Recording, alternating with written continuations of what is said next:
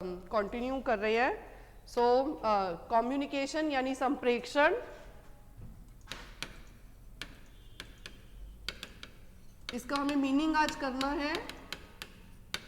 बेटा ये जो क्लास है वो कंबाइंड क्लास है दोनों क्लासेस के लिए, डीएलएड सेकेंड ईयर के हरियाणा वाले और ग्वालियर वाले बच्चों के लिए।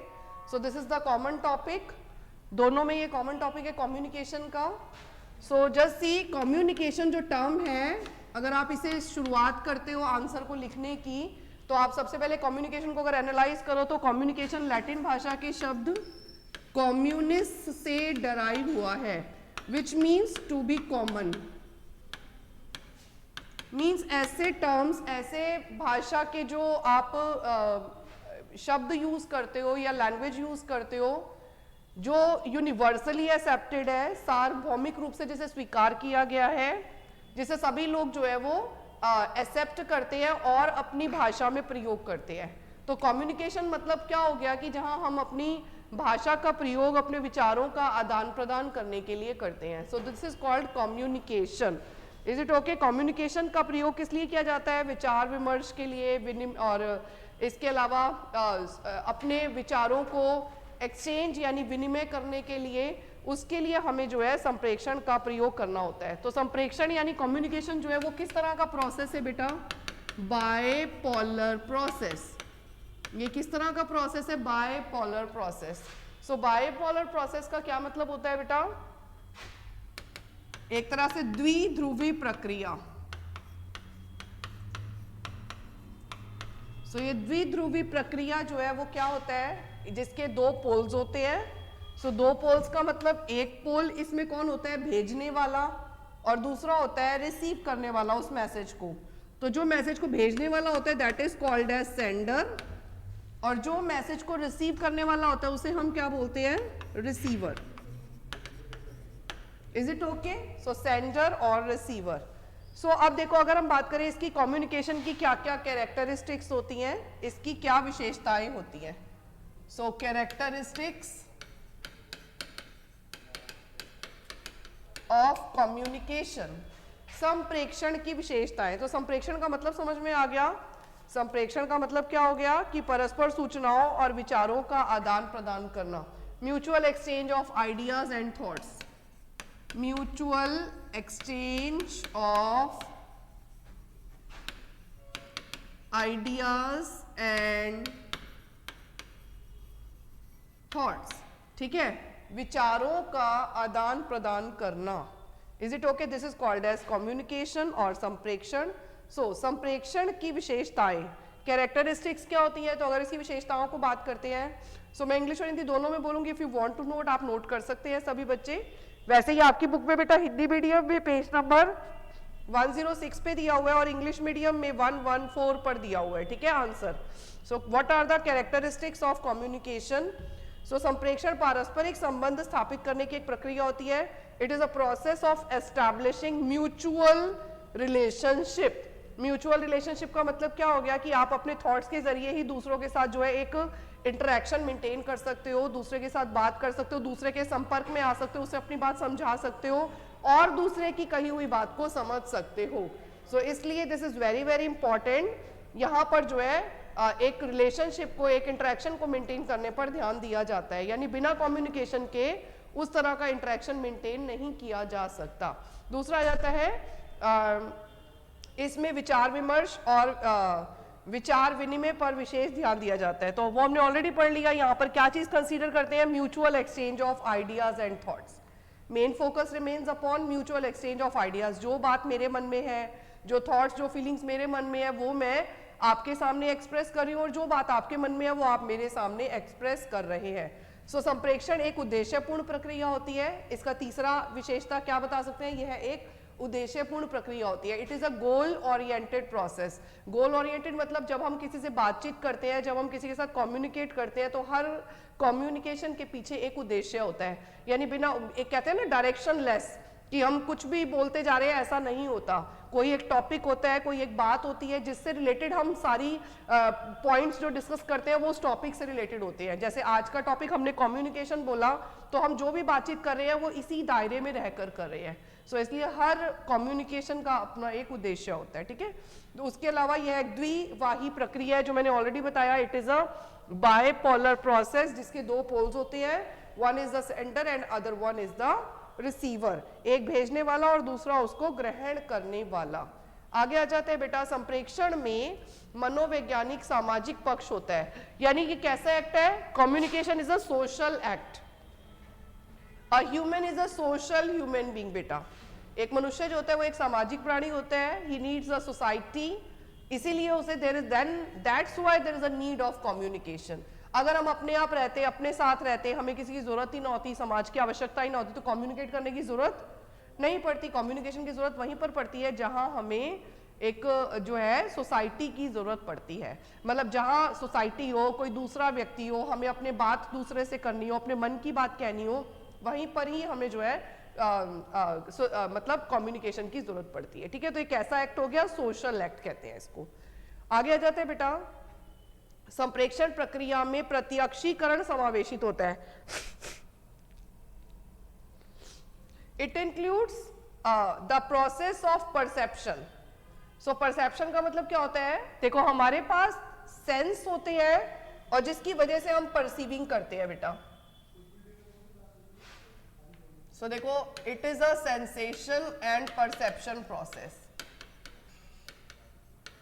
सेंसेशन एंड परसेप्शन का मतलब क्या होता है, सेंसेस हमारे पास होते हैं 5, आंख, नाक, कान, जीवा, स्किन, हमारी त्वचा, तो उसका प्रयोग करते हैं हम, और जितनी भी चीजें होती हैं उनके अर्थ को ग्रहण करते हैं। सो सेंसेस से सेंस करना और परसीविंग से उनका मीनिंग ड्रॉ करना, उन हर चीजों को आप किस प्रकार से देखते हैं, आपके लिए उन सब दुनिया में आप जितनी चीजें देखते हो या सुनते हो उनका आपके लिए क्या मायने है, क्या मीनिंग है, क्या अर्थ है, आपका ब्रेन उसके बारे में आपको क्या इंफॉर्मेशन देता है, क्या बताता है, ठीक है। सो ये जो परसेप्शन एबिलिटी है, मतलब इसमें भी जो है कम्युनिकेशन ही होता है, ठीक है। आप जो अपने मीनिंग, मन में मीनिंग ड्रॉ करते हैं, जो भी चीजों के अर्थ निकालते हैं, उसमें एक भाषा होती है ना हमेशा। भाषा का मतलब क्या हो गया कि ये चीज का नाम ये है, इसे हम ऐसे बुलाते हैं, हम जो भी कुछ मन में सोच रहे हैं, ये सब चीजें जो है थिंकिंग प्रोसेस का पार्ट होती है। परसीविंग में जो मीनिंग्स निकलते हैं वे भी जो है कम्युनिकेशन का ही प्रोसेस होती है। इसके अलावा संप्रेषण और सूचनाओं में बेटा अंतर होता है। देयर इज, आप इसके नेक्स्ट कैरेक्टरिस्टिक में क्या बता सकते हैं, there is a difference between communication and information. Information is just a receiving of any content, ठीक है, वेदर यू अंडरस्टूड इट और नॉट, तो वो इंफॉर्मेशन होती है। जैसे इंफॉर्मेशन तो दुनिया भर की सब जगह पर आपको मिल जाती है,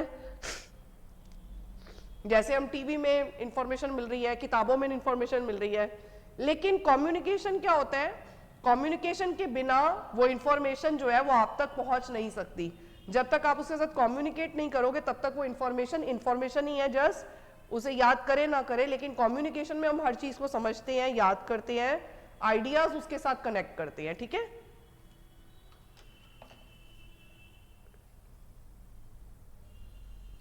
आई थिंक सो इतना समझ आ गया होगा। These are the characteristics of communication, ठीक है।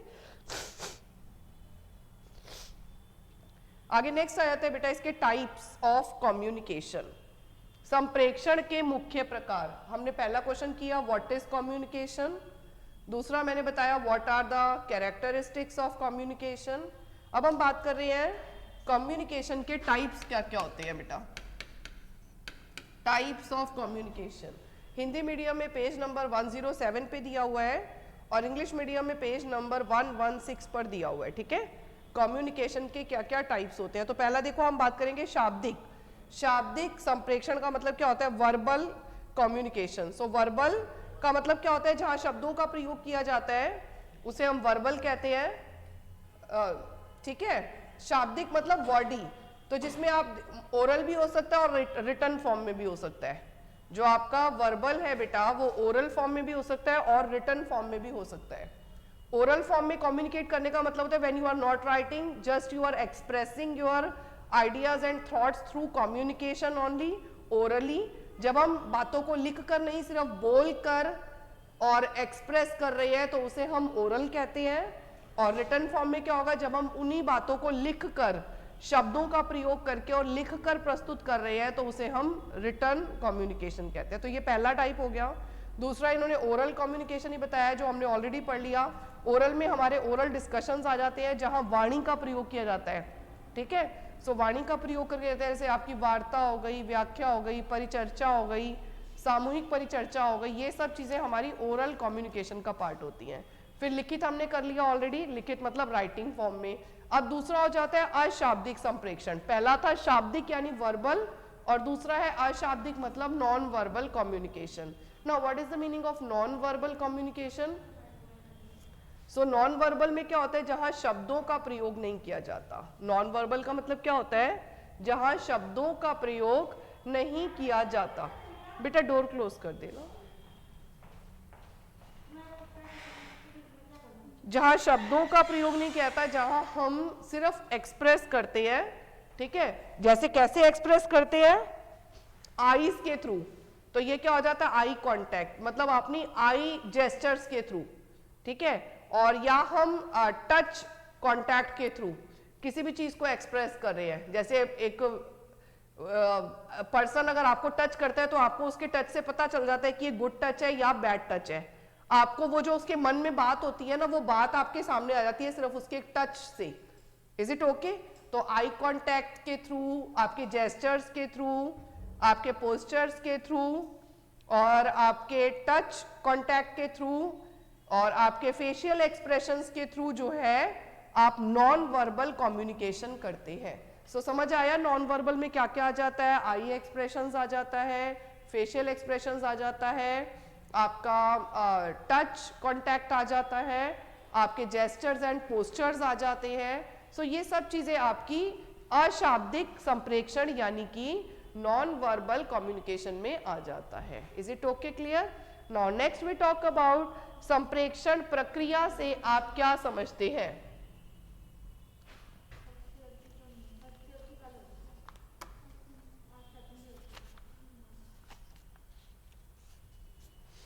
बेटा आपका हरियाणा वाली क्लास है? आपका फर्स्ट ईयर है?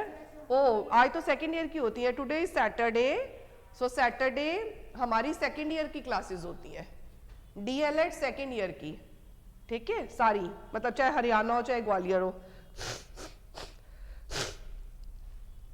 तो अगर आपको लेनी है तो आपकी क्लास कल 9 से 11 मॉर्निंग के टाइमिंग्स है 9 to 11 की, ठीक है।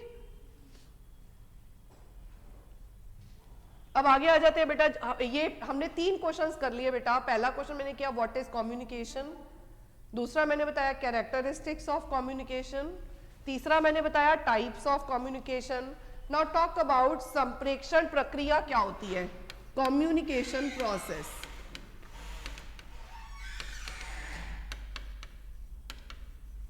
अब बेटा हम नेक्स्ट क्वेश्चन किस में बात कर रहे हैं? कम्युनिकेशन प्रोसेस के बारे में बात कर रहे हैं। कम्युनिकेशन प्रोसेस कैसा प्रोसेस है बेटा? इधर ध्यान देना बेटा। Social process. आप सबसे पहले इसके बारे में क्या बता सकते हो? It is a social process. So social process मतलब कोई भी एक व्यक्ति अपने आप से बात करने के लिए नहीं कम्युनिकेशन सीखता, उसे दूसरे से बात करने की जरूरत होती है, इसलिए वो कम्युनिकेशन सीखता है। तो इसलिए ये एक सोशल प्रोसेस है। हमें एक दूसरे को कम्युनिकेट करना पड़ता है, अपने विचारों का आदान प्रदान करना होता है, उसके लिए there is a need of communication. तो इस प्रोसेस में कौन कौन इंक्लूड होता है वो आप यहां पर एक्सप्लेन कर सकते हैं। तो इसमें देखो पहला पॉइंट आ जाता है सेंडर यानी कि सोर्स। पहला इसमें क्या पॉइंट आ जाएगा बेटा? Source, sender. अब सेंडर मतलब है भेजने वाला, जो आपसे कम्युनिकेट कर रहा है, जो आपसे बातचीत कर रहा है, जो अपनी बात को आप तक पहुंचाने के लिए सिंबल्स को इंफॉर्मेशन में कन्वर्ट करेगा, सॉरी इंफॉर्मेशन जो उसके पास है उसको सिंबल्स में कन्वर्ट करेगा, तो दैट इज कॉल्ड एज, मतलब वो सेंडर। उस व्यक्ति को क्या कहा जाता है? सोर्स कहा जाता है, सोर्स ऑफ इंफॉर्मेशन कहा जाता है, that is the sender. Is it okay? Now come to the second point. Second point इसमें आता है एनकोडिंग। इसका जो सेकंड पॉइंट है वो क्या है बेटा? एनकोडिंग। इसे हिंदी और इंग्लिश में एनकोडिंग ही कहते हैं। एनकोडिंग का मतलब क्या होता है बेटा? एनकोडिंग का मतलब होता है जो सिंबल्स है उसे इंफॉर्मेशन में कन्वर्ट करना। सॉरी नो सिंबल, इंफॉर्मेशन को सिंबल्स में कन्वर्ट करना। I am so sorry. जैसे एक टीचर होता है, उसके पास बहुत सारी जानकारी है, उसे बच्चों तक पहुंचानी है, तो वो कैसे पहुंचाएगा? भाषा का प्रयोग करके, नेचुरली सिंबल्स का प्रयोग करके। तो जब हम इंफॉर्मेशन को कन्वर्ट करते हैं इनटू सिंबल्स और language, it is called as encoding process. तो क्या एनकोडिंग प्रोसेस के बिना कम्युनिकेशन संभव है? बिल्कुल नहीं। जब तक हम सिंबल्स में कन्वर्ट ना करें इंफॉर्मेशन जो मेरे पास है, क्या वो इंफॉर्मेशन आप तक पहुंच पाएगी? तो बिल्कुल आंसर इज नो, नहीं पहुंच पाएगी। ठीक है, अब आगे आता है मीडियम। इसका जो तीसरा पार्ट है वो क्या होता है? इसका मीडियम। मीडियम का मतलब हो जाता है बेटा माध्यम। तो इस प्रोसेस में पहला सेंडर इंक्लूड होता है, भेजने वाला, सोर्स। दूसरा एनकोडिंग प्रोसेस चलता है। तीसरा मीडियम यानी माध्यम। इसका माध्यम क्या होता है? मैं आप तक कोई भी इंफॉर्मेशन भेज रही हूं, किसके द्वारा भेज रही हूं? साइंस और सिंबल्स के थ्रू। किसके थ्रू भेज रही हूं? साइंस एंड सिंबल्स के थ्रू भेज रही हूं। सो ये जो साइंस और सिंबल्स होते हैं, इनको हम मीडियम बोल सकते हैं, माध्यम कह सकते हैं। अब जब ये इंफॉर्मेशन आप तक जा रही है, तो आपको क्या करना होता है बेटा? इसका उल्टा, एनकोडिंग का उल्टा करना होता है। आपको क्या करना होता है? सिंबल को इंफॉर्मेशन में कन्वर्ट करना होता है। जो इंफॉर्मेशन मैं आपको लैंग्वेज की फॉर्म में, कम्युनिकेशन की फॉर्म में दे रही हूं, आप दोबारा से उसे अपनी अंडरस्टैंडेबल लैंग्वेज में कन्वर्ट करोगे, मेरी कही हुई बात को इमेजिन करोगे, एनालाइज करोगे और समझने की कोशिश करोगे, यानी इंफॉर्मेशन में कन्वर्ट करोगे कि अब आपके पास ये इंफॉर्मेशन अवेलेबल है। जैसे कि कम्युनिकेशन प्रोसेस क्या होता है, अब आपको पता है, तो आप उसे अपनी लैंग्वेज में बता सकते हो। शब्द मेरे वाले नहीं होंगे, लेकिन अंडरस्टैंडिंग वही होगी। Is it okay? तो उसे अंडरस्टैंडिंग में कन्वर्ट करना। सो अब एनकोडिंग का उल्टा प्रोसेस इसमें क्या आ जाएगा बेटा? डिकोडिंग।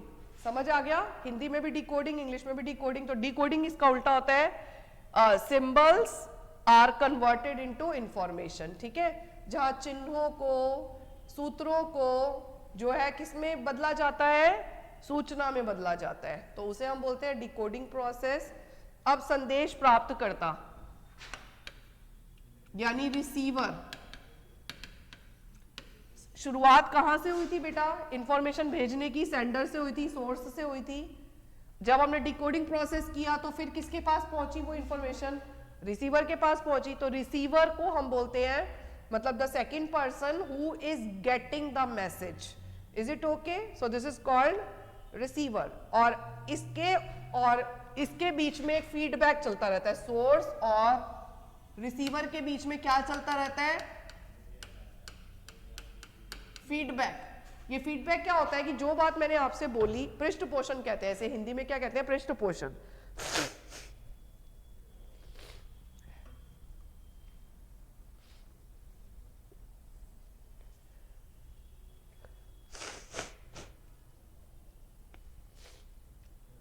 आई मेरी तबीयत थोड़ी सी जरा अप डाउन है, सो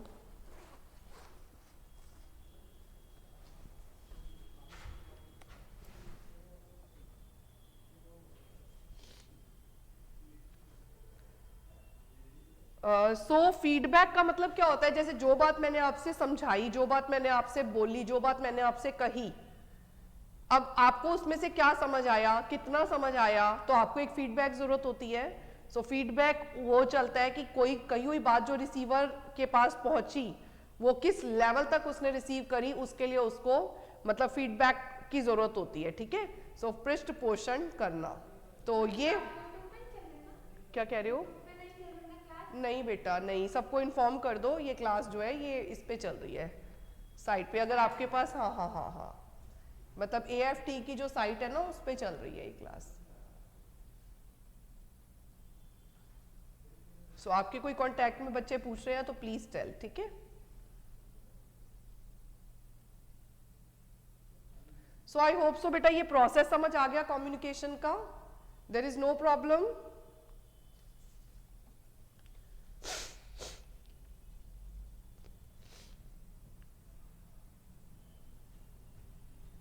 अब इसके कॉन्टेक्स्ट क्या क्या हो सकती है। अगला सवाल बेटा आ जाता है संप्रेक्षण प्रक्रिया के मुख्य तत्व। अगला क्या आ जाता है, अगला क्वेश्चन है बेटा, वो प्रोसेस था, ये है संप्रेक्षण प्रक्रिया के तत्व। तत्व मतलब क्या हो जाता है, फैक्टर्स ऑफ कम्युनिकेशन प्रोसेस। बेटा ये हिंदी मीडियम में पेज नंबर 109 पर है और इंग्लिश मीडियम में पेज नंबर 115 पर दिया हुआ है, ठीक है। सो देखो इसके मेन फैक्टर्स कौन कौन से हैं, तो इसके मुख्य तत्व कौन कौन से हैं। पहला जैसे आप कह सकते हो इसका भौतिक संपर्क होगा, जियोग्राफिकल कॉन्टेक्स्ट हो सकता है। जियोग्राफिकल कॉन्टेक्स्ट का मतलब होता है कि जो बातचीत का मुद्दा है वो किससे रिलेटेड हो सकता है, स्कूल से, क्लासरूम से, आपका जगह से, किसी जियोग्राफिकल रीजन से कंसर्न हो सकता है। सोशल कॉन्टेक्स्ट क्या हो सकता है, एनवायरमेंटल कॉन्टेक्स्ट, ठीक है, जहां पर आप वातावरण की बात करते हो। और मनोवैज्ञानिक क्या हो सकता है, यानी साइकोलॉजिकल।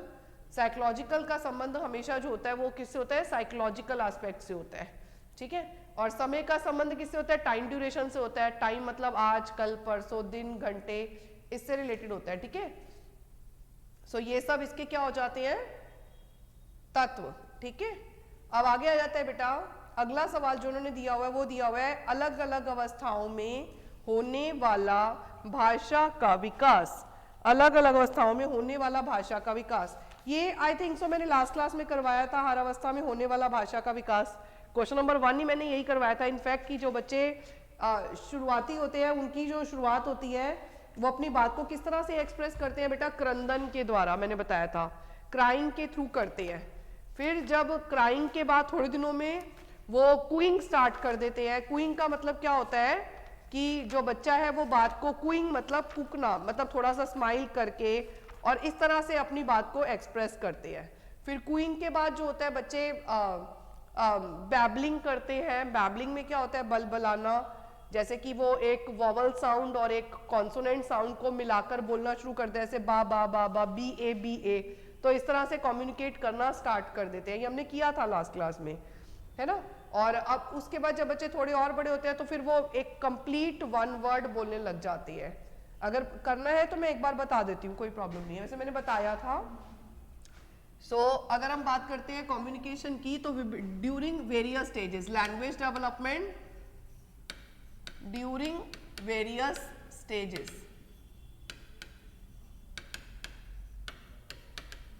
स्टेजेस के अनुसार ये वाली बात हो रही है। स्टेजेस के अनुसार देखो यहाँ पर तो इन्होंने शैशवावस्था जो दिया हुआ है वो हिंदी मीडियम में जो है आपका, मतलब इंग्लिश मीडियम में तो शुरू में ही दिया हुआ है ये क्वेश्चन, इंग्लिश मीडियम वाली बुक में कि बच्चे कैसे कम्युनिकेट करते हैं। मैंने इसलिए नोट भी करवाया था क्योंकि इतना ना बहुत अच्छा प्रॉपर आंसर इंग्लिश मीडियम में नहीं दिया हुआ था, तो मैंने इसलिए ही यहाँ पर बताया था। तो अब मैं यहीं पे दोबारा बता देती हूँ, हिंदी मीडियम में तो 110 पे भी दिया हुआ है इसके बारे में, ठीक है। शैशवावस्था यानी इन्फेंसी पीरियड में, इन्फेंसी पीरियड में जब इनिशियल स्टेज होती है तो वहां पर आप कह सकते हो without language. Infant start with without language. Infant जो है वो कैसे स्टार्ट करता है, starts with without language. Without language का क्या मतलब होता है, बिना भाषा के, यानी वो अपनी हर बात को किस तरह से एक्सप्रेस करेगा सामने वाले को, क्राइंग से। तो इसलिए जो पहले 1 महीने की अवस्था होती है इन्फेंसी पीरियड में, 0 से 1 महीने की अवस्था, उसे हम क्राइंग स्टेज कहते हैं बेटा। क्राइंग स्टेज का क्या मतलब हो जाता है, क्रंदन की अवस्था। क्रंदन की अवस्था का क्या मतलब है कि बच्चा अपनी हर बात को रोक कर और एक्सप्रेस कर रहा है। भूख की अनुभूति है या उसको कुछ भी प्रॉब्लम हो रही है, पेट में दर्द है और या कोई और दिक्कत है या वो सेफ्टी और सिक्योरिटी की उसे प्रॉब्लम हो रही है, तो वो अपनी हर बात को रोक कर एक्सप्रेस करता है, ठीक है। ये हो गया पहला। फिर इसके बाद धीरे धीरे बच्चा जो है वो कूइंग करने लगता है।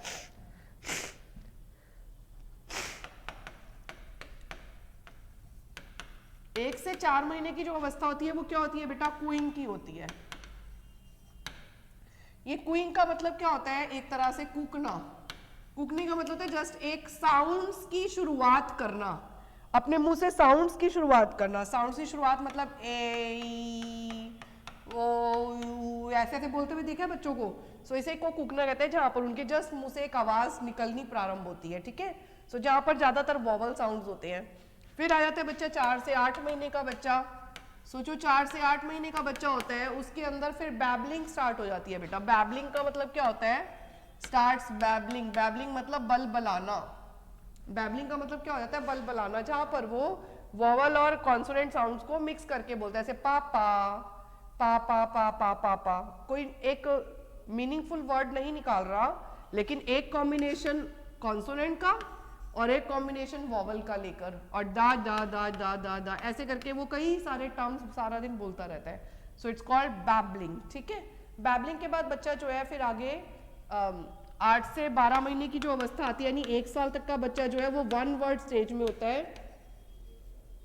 वन वर्ड स्टेज मतलब मीनिंगफुल वर्ड्स बोलते हैं, ऐसे मम्मी, पापा, ऐसे मम्मी, पापा, दूधू, मिल्क। ठीक है, इस तरह के जो टर्म्स होते हैं वन वर्ड वाले जो होते हैं वो बच्चे उसमें एंगेज हो जाते हैं। ठीक है, सो ये हमारी वन वर्ड स्टेज आ जाती है। इसे पैरट स्पीच भी कहते हैं, रट्टू तोते वाली। एक ही शब्द को बच्चा सारा टाइम बोलता रहेगा, सारा दिन बोलता रहेगा, सारा दिन मुंह से निकालता रहेगा, तो इसे पैरट स्पीच की अवस्था भी कहते हैं। इसके बाद 12 से 18 महीने की जो अवस्था होती है, मतलब 1.5 साल तक का बच्चा है ना। सो 12 से 18 महीने तक का बच्चा, यानी जो आपका 1.5 साल तक का जो बच्चा होता है वो किस में हो जाता है? 2 वर्ड स्टेज में आ जाता है। 2 वर्ड स्टेज का मतलब क्या होता है? जहां पर वो 2 वर्ड बोलता है और पूरी बात कह देता है, जैसे पापा आ, मतलब पापा आ गए हैं। मम्मी मम्मी दुद्धू, मतलब मम्मा मुझे दुद्धू चाहिए। और या माय पेंसिल, या मतलब मेरी पेंसिल, मतलब वो बताना चाह रहा है कि ये जो चीज है वो मेरी है। ठीक है, तो इस तरह से 2-2 शब्दों से मिलाकर वो अपनी बात को एक्सप्रेस कर देता है। इसके बाद 18 से 24 महीने का बच्चा जो होता है उसमें वोकैबुलरी स्पोर्ट्स, मतलब वोकैबुलरी जो है वो अच्छे से डेवलप होती है, शब्द जो है उसके वो अच्छे से विकसित होते हैं। ठीक है, यहाँ पर फास्ट मैपिंग होती है। क्या होता है? 18 से 2 साल जो 24 महीने का बच्चा होता है उसमें क्या होती है बेटा? Fast mapping. तीव्र चित्रण होता है। तीव्र चित्रण का मतलब क्या होता है कि वो चीजों को बहुत तेजी से समझता है, तेजी से बोलने लग जाता है। एक एक दिन में आपको पता ही नहीं लगेगा वो किसके संपर्क में गया और इतने सारे शब्द सीख कर आ गया। तो इसलिए यहाँ पर उसका जो पीक पर होता है भाषा सीखने का जो एबिलिटी होती है,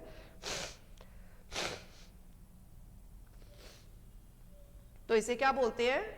तीव्र चित्रण, यानी कि fast mapping. I hope so यहां तक समझ आ गया होगा। ठीक है, सो ये हो गया बेटा हमारा इन्फेंसी पीरियड में बच्चे का जो डेवलपमेंट होता है।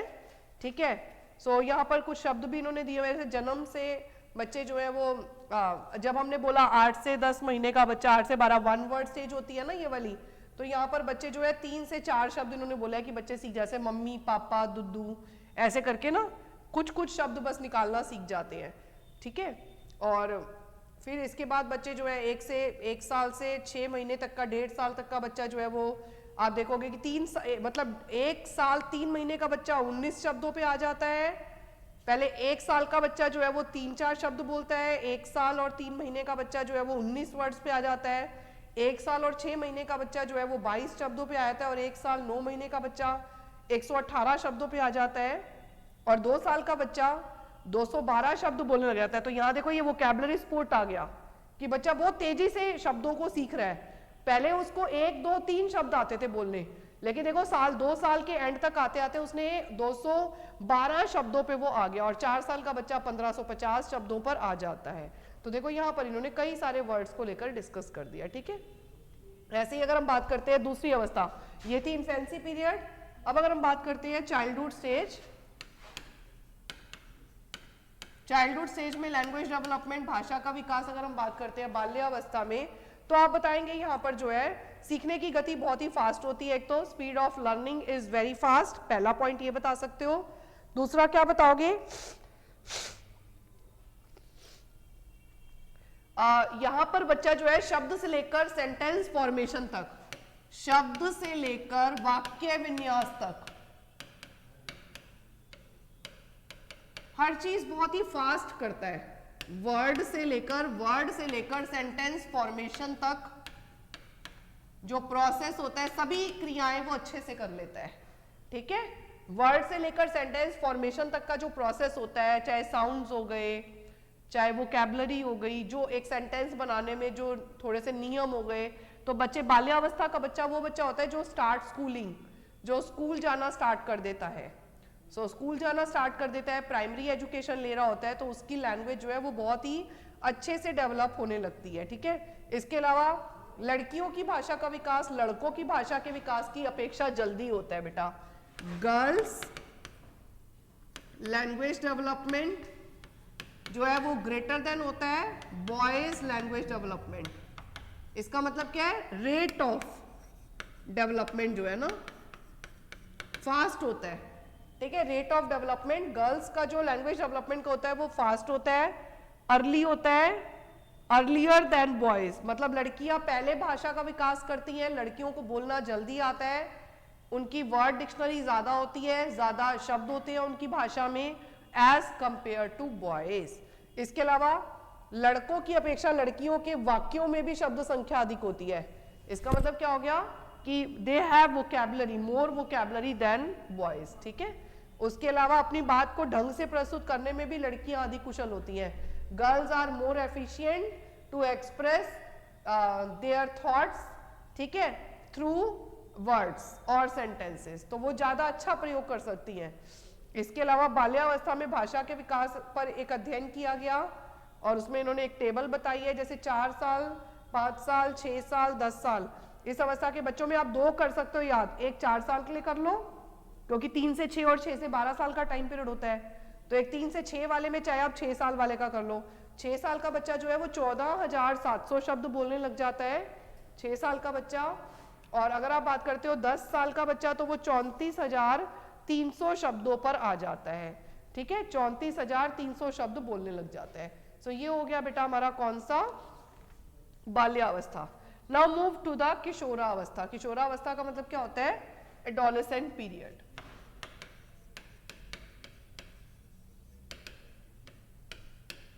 एडोलेसेंट पीरियड हो गया 12 से 18 साल का टाइम पीरियड। तो इस अवस्था में बहुत सारे फिजिकल चेंजेस तो होते ही हैं। इस पीरियड को स्टैनले हॉल ने क्या कहा है, period of stress, strain, storm. इस अवस्था को क्या कहा गया है, इस अवस्था को कहा गया है परिवर्तनों का, संघर्षों का, तूफानों का काल कहा गया है। इस अवस्था को क्या कहा गया है, संघर्षों, तूफानों का काल कहा गया है। मैं लिख देती हूँ, according to Stanley Hall, it is a period of stress, strain, storm and conflicts। Hindi में भी बता रही हूँ, नोट कर लेना। इस अवस्था को तनावों, दबावों, तूफानों और संघर्षों का काल कहा गया है। स्टैनले हॉल के अनुसार इस अवस्था को तनावों, दबावों, तूफानों और संघर्षों का काल कहा गया है। और उसके साथ साथ ही इसका इम्पैक्ट लैंग्वेज पर भी पड़ता है, ठीक है। So it impacts on language development also.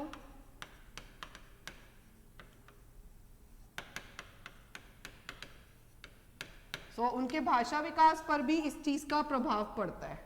तो उनकी भाषा में आप देखोगे कि कई सारी नई चीजें नजर आने लगती हैं, जैसे साहित्य पढ़ने में रुचि, इंटरेस्ट इन रीडिंग लिटरेचर। समझ आया बेटा? ऐसे बच्चों के, इस अवस्था के जो बच्चे होते हैं उनको कहानियां, लिटरेचर, ये जो होते हैं इनमें बहुत ज्यादा इंटरेस्ट होता है। इसके अलावा इमेजिनेशन पावर डेवलप होती है। सो डेवलपमेंट ऑफ इमेजिनेशन पावर, बहुत अच्छे से इमेजिन कर सकते हैं चीजों को। कल्पना शक्ति का विकास, ठीक है, कुछ भी सोचकर अपने मन में इमेजिन करके किसी भी चीज के लिए एक सिचुएशन अराइज करके और उसके बारे में लिख सकते हैं। तो उनकी इमेजिनेशन पावर जो है वह भी बहुत अच्छे से डेवलप होने लगते हैं। इसके अलावा भावनाओं की अभिव्यक्ति, एक्सप्रेशन ऑफ इमोशंस।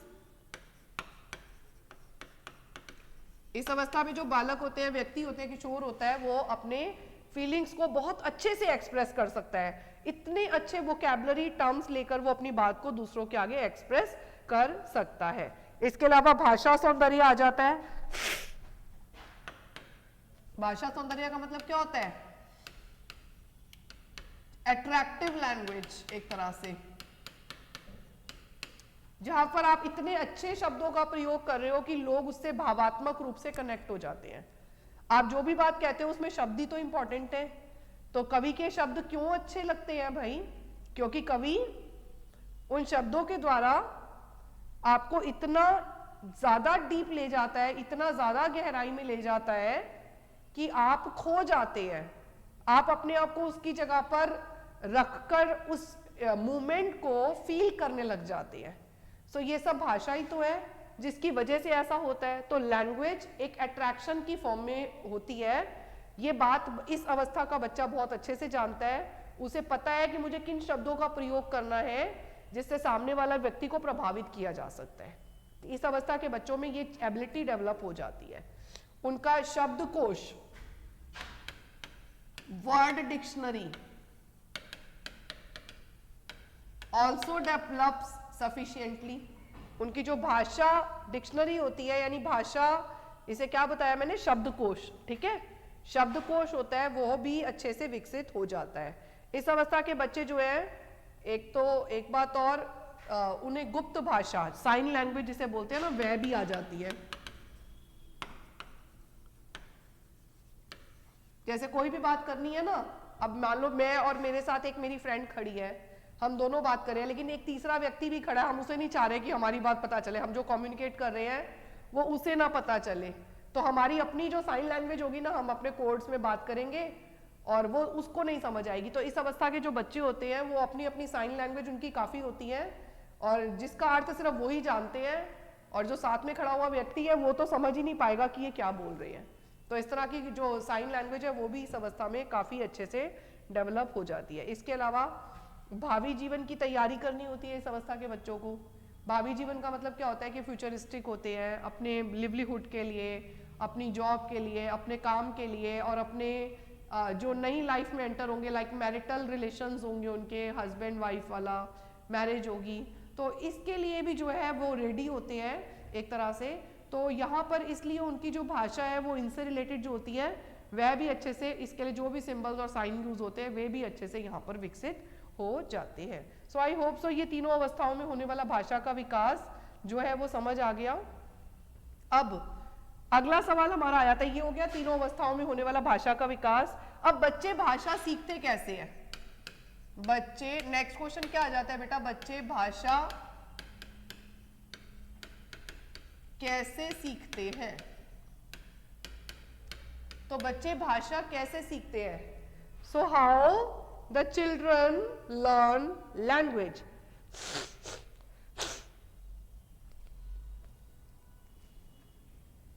देखो, जब बच्चा पैदा होता है ना तब उसे कोई भाषा नहीं आती। जब वो पैदा होता है तो उसे कोई लैंग्वेज नहीं आती, लेकिन जैसे जैसे वो बड़ा होता है वो अपने सराउंडिंग में बहुत सारी चीजें सुनता है, बहुत सारे लोगों को बोलता हुआ देखता है, और जब वो बोलता है, बोलते हुए देखता है, सुनता है, तो वो उन भाषाओं को सुनते सुनते, उस एनवायरनमेंट में रहते रहते उसे वो चीज समझ में आने लग जाती है। सो बच्चों में ना, नॉम चॉम्स्की ने बताया है बेटा, जन्म से एक एबिलिटी होती है जिसे हम बोलते हैं भाषा, मतलब जिसे लैड का नाम दिया गया है। लैड का मतलब है लैंग्वेज एक्विजिशन डिवाइस। तो बच्चे के पास ये, इसे बोलते हैं भाषा सीखने की योग्यता, जो बच्चे में होती है वो जन्मजात होती है, ठीक है।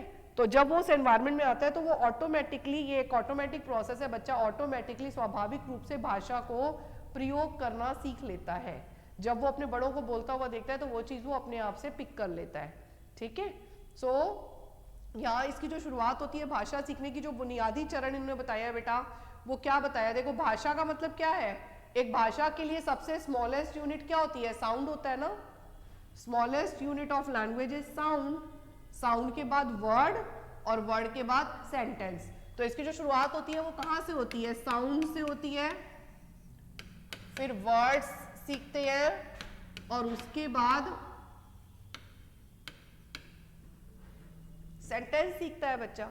तो यहीं से शुरुआत होती है, ध्वनि से सीखना, शब्दों से सीखना और फिर वाक्यों से सीखना, यहीं से शुरुआत होती है। तो जब बच्चा पैदा होता है तो वो अलग अलग ध्वनियों को सुन सकता है, मम्मी बात कर रही है, पापा बात कर रहे हैं, तो एक आवाज जा रही है, उसके कानों में जा रही है। तो बच्चा इस अवस्था में बच्चे ये सीखते हैं कि कौन सी ध्वनि मतलब उस भाषा से संबंधित है। तो इस अवस्था के जो बच्चे होते हैं ना बेटा, वो ध्वनि जागरण जागरूकता इसे कहा जाता है। ध्वनियों को पहचानने की क्षमता, ध्वनियों को पहचानने की क्षमता को क्या कहा जाता है? The ability to recognise various sounds, जो इसे बोलते हैं, इसे क्या बोलते हैं? जागरण जागरूकता। ठीक है, तो मतलब awareness towards sounds, awareness towards sounds. ठीक है, सो अवेयरनेस टुवर्ड्स साउंड्स। तो ये जब बच्चा होता है, जब वो ध्वनियों पर ध्यान देता है, अलग अलग आवाजों को सुनता है, तो उससे वो ध्वनियों को रिकॉग्नाइज करने लग जाता है, आवाजों को रिकॉग्नाइज करने लग जाता है। फिर बच्चे ध्वनियों को रिकॉग्नाइज करने के बाद शब्दों को रिकॉग्नाइज करते हैं, तो शब्दों को समझते हैं। बच्चा एक एक शब्द को कहाँ से शुरू हो रहा है, उसकी कहाँ तक एंड रीच जा रही है, कि एक शब्द कहाँ से शुरू हो गया, ऐसे मम्मी, तो कहाँ पे शुरू हुआ, कहाँ पे खत्म हुआ, ये बात वो मुंह से निकालने की कोशिश करता है। इसे बोलते हैं शब्द सीमाएं। शब्द सीमा का मतलब होता है, जब यहाँ पर हम बात कर रहे थे तो हम क्या कर रहे थे? ध्वनि जागरूकता। तो ध्वनि जागरूकता का मतलब क्या हो रहा था? बता रहे थे अवेयरनेस टुवर्ड्स साउंड्स। यहाँ पर वो चीज डेवलप होती है। और इस अवस्था में जब हम शब्दों की बात करते हैं तो वर्ड्स में क्या चीज डेवलप होती है? Word limit. यहां पर वो क्या सीखता है? शब्द सीमा। शब्दों को सीखने का मतलब है उसकी सीमा को समझना, कि एक शब्द की शुरुआत कहां से हो रही है और एक शब्द का अंत कहां पर हो रहा है, तो उस शब्द सीमा को समझना।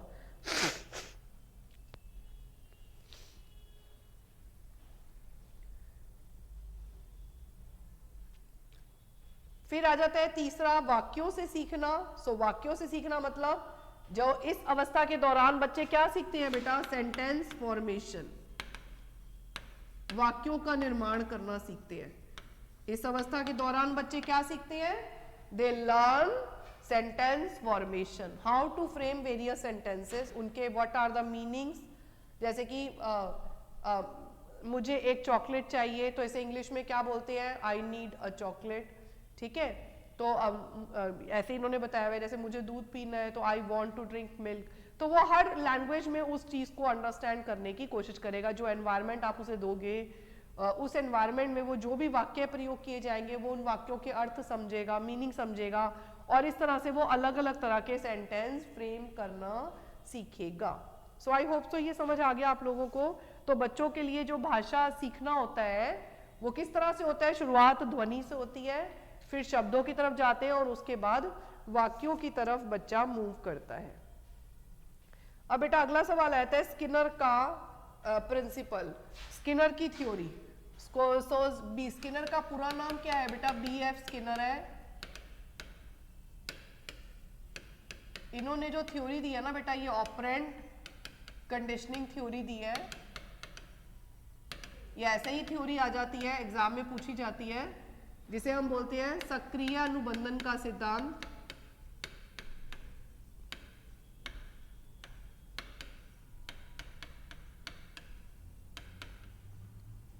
सक्रिय अनुबंधन का सिद्धांत।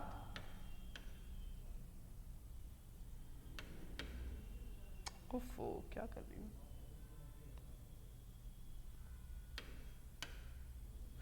सक्रिय अनुबंधन का सिद्धांत। सक्रिय अनुबंधन का सिद्धांत, इसका क्या मतलब होता है? एक मिनट, पहले मैं एक पेज नंबर बता देती हूँ। हिंदी मीडियम में पेज नंबर 114 पर है और इंग्लिश मीडियम में पेज नंबर 117 पर है। ठीक है, 114 और 117। इन्होंने लर्निंग को लेकर थ्योरी दी है, ऑपरेंट कंडीशनिंग की थ्योरी, की बच्चे किस तरह से चीज़ों को सीखते हैं, चाहे वो भाषा ही हो, तो बच्चे किस तरह से सीखते हैं, तो इन्होंने यहाँ पर वो बताई है। इनकी जो थ्योरी है वो किसके ऊपर बेस्ड है बेटा? Based on behaviourism.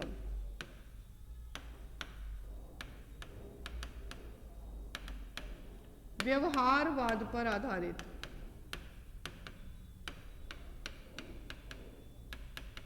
इनकी जो थ्योरी आप सबसे पहले बता सकते हो, ये इनकी जो थ्योरी है वो बिहेवियरिज्म पर बेस्ड होती है। सो बिहेवियरिज्म का मतलब क्या होता है, व्यवहारवाद का क्या मतलब होता है, बिहेवियरिज्म में जितनी भी थ्योरीज है वो हैबिट फॉर्मेशन पर फोकस करती है। फोकस ऑन हैबिट फॉर्मेशन, आवृत्ति से सीखने पर बल, और इसके अलावा आदत निर्माण पर बल।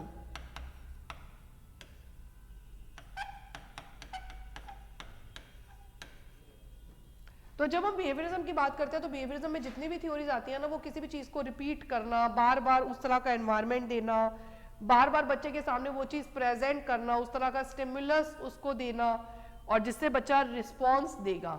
जैसे अगर भूख लग रही है और सामने अच्छा सा फूड रख दिया जाए या खुशबू आ रही हो, तो आप चाहेंगे कि आपको वो खाना जल्दी से मिल जाए, आप उसे पाने के लिए हर संभव कोशिश करेंगे, जल्दी से आप उसे पाना चाहेंगे। ठीक है, सो यहाँ पर किस पे फोकस होता है, फोकस ऑन हैबिट फॉर्मेशन, आवृत्ति से सीखने पर बल दिया जाता है। ठीक है, सो दिस इज और आवृत्ति से सीखने पर बल, और या आदत निर्माण पर बल। ठीक है, आदत निर्माण पर बल।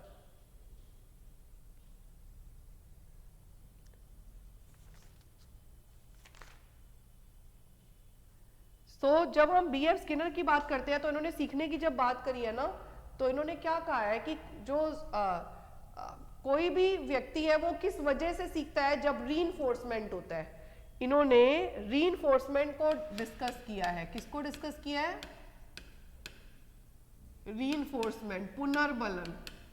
अगर किसी भी क्रिया के साथ पुनर्बलन लगा दिया जाए तो व्यक्ति उस काम को जरूर सीखता है। तो पुनर्बलन का मतलब क्या होता है, एक ऐसी फोर्स जो किसी भी काम में उस क्रिया को बढ़ा देती है, पुनर्बलन उसे कहा जाता है। जैसे आप कोई भी क्रिया करते हो तो उसमें आपकी कोशिशें बढ़ जाती है, क्योंकि उसके साथ आप अगर पुनर्बलन को अटैच कर देते हो, पॉजिटिव साइड में उसकी क्रियाएं बढ़ जाती है। ये दो तरह का होता है एक्चुअली, जो रीइंफोर्समेंट होता है वो पॉजिटिव होता है, नेगेटिव होता है। इसे हम सकारात्मक भी कहते हैं और नकारात्मक भी कहते हैं। सकारात्मक पुनर्बलन, नकारात्मक पुनर्बलन। दो तरह का होता है, पॉजिटिव और नेगेटिव होता है, सकारात्मक और नकारात्मक होता है। सो सकारात्मक का मतलब क्या होता है, उस क्रिया को हम बढ़ा देते हैं। ठीक है, और नकारात्मक क्या होता है, जो नेगेटिव पॉइंट्स है उनको हटाकर, नेगेटिव फोर्सेस को हटाकर भी हम जो पॉजिटिव वाला है उसको बढ़ा देते हैं। ठीक है, सो इसी को हम बोलते हैं पॉजिटिव और नेगेटिव रीइंफोर्समेंट। जैसे अगर बच्चे को शाबाशी दो, वेरी गुड बोलो, तो बच्चा उस काम को और अच्छा करता है, और या उसको डांट लगा दो तो वो गलत हैबिट को छोड़कर तो भी वो अच्छी हैबिट्स को अडॉप्ट कर लेता है। तो इसलिए ये पॉजिटिव और नेगेटिव दोनों तरह का रीइंफोर्समेंट हो सकता है। सो यहाँ पर इन्होंने अपनी थ्योरी में क्या बताया है, ये लाइन नोट कर सकते हो इसके आगे, अ ह्यूमन और क्रिएचर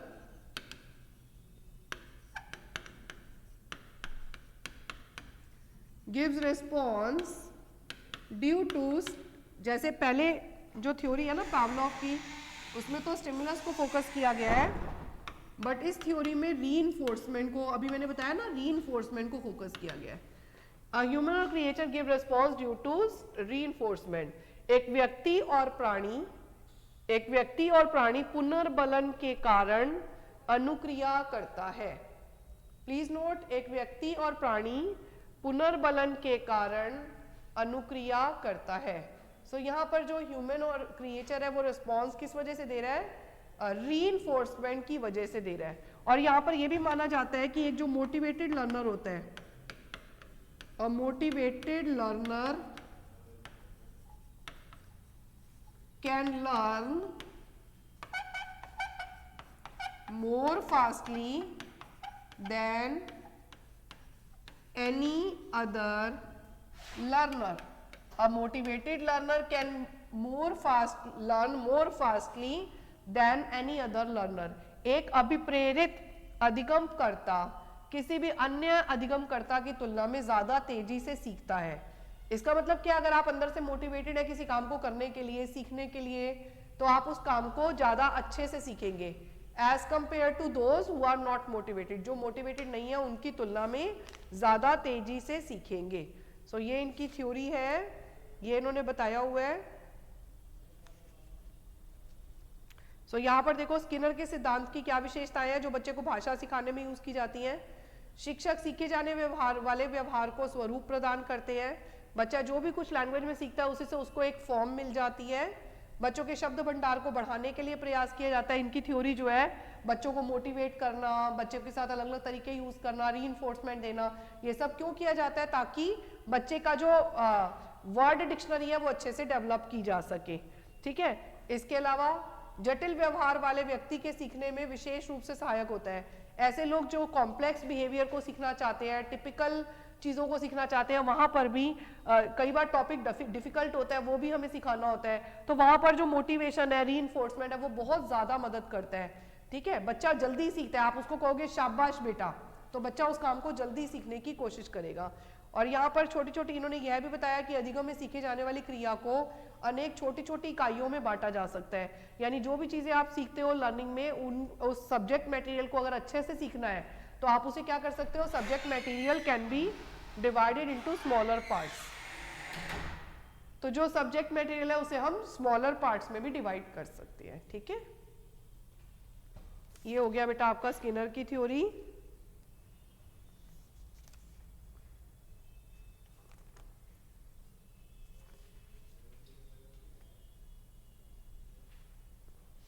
बेंडरा और वॉल्टर्स का जो प्रिंसिपल है वो इंग्लिश मीडियम में 120 पे दिया हुआ है।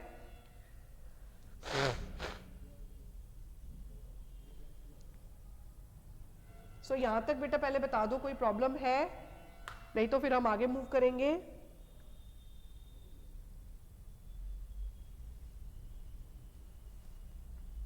यहां तक समझ आ गया बेटा, कोई प्रॉब्लम तो नहीं है?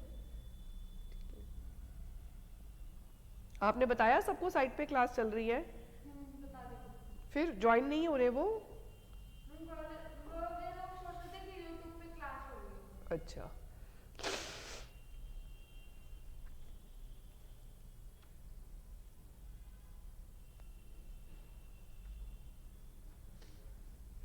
चलो बेटा आगे मूव करते हैं। आज तो सीरियसली मेरी तबीयत काफी खराब है।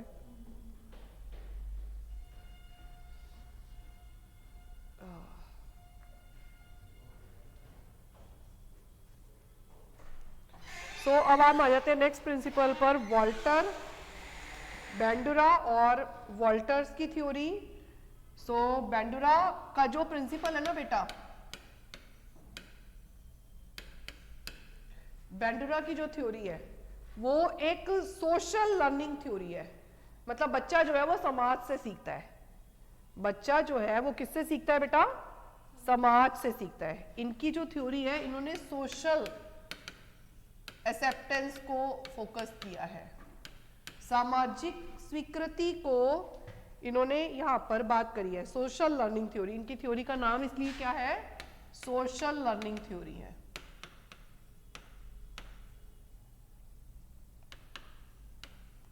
सामाजिक अधिगम का सिद्धांत, यानी बालक जो भी कुछ सीखता है वो किससे सीखता है? समाज से सीखता है। So social learning is the result of observation, learning and imitation. So social learning किसका रिजल्ट होती है? आप यहाँ पॉइंट बता सकते हो, social learning is the result of observational learning,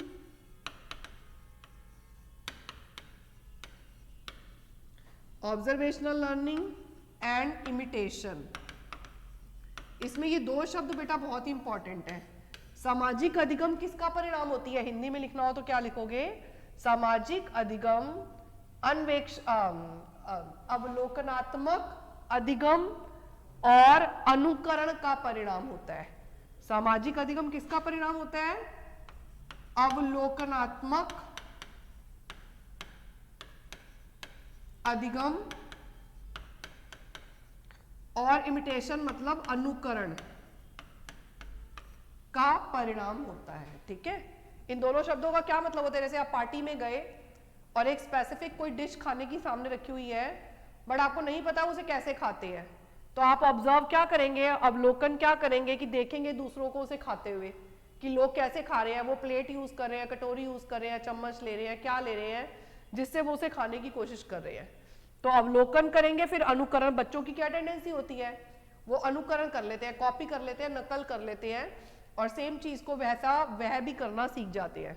तो यहाँ पर बच्चा अपने भाषा बड़ों को बोलता हुआ देखता है, अलग अलग शब्दों को मुंह से निकालता हुआ देखता है, जैसे पहले ध्वनियां सीखता है, फिर उसके बाद शब्द सीखता है, फिर उसके बाद वाक्य सीखता है, तो अपने बड़ों को अनुकरण करता हुआ देखता है और वो चीज वह सीख जाता है, अपने बाह्य वातावरण से वह चीज वह सीख जाता है। ठीक है, तो यहाँ पर हम इसे हम मॉडलिंग भी कहते हैं।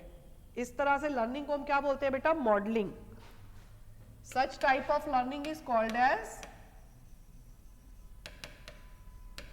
मॉडलिंग, हिंदी में भी मॉडलिंग। इस प्रकार के अधिगम को हम क्या बोलते हैं, प्रतिमानों द्वारा अधिगम।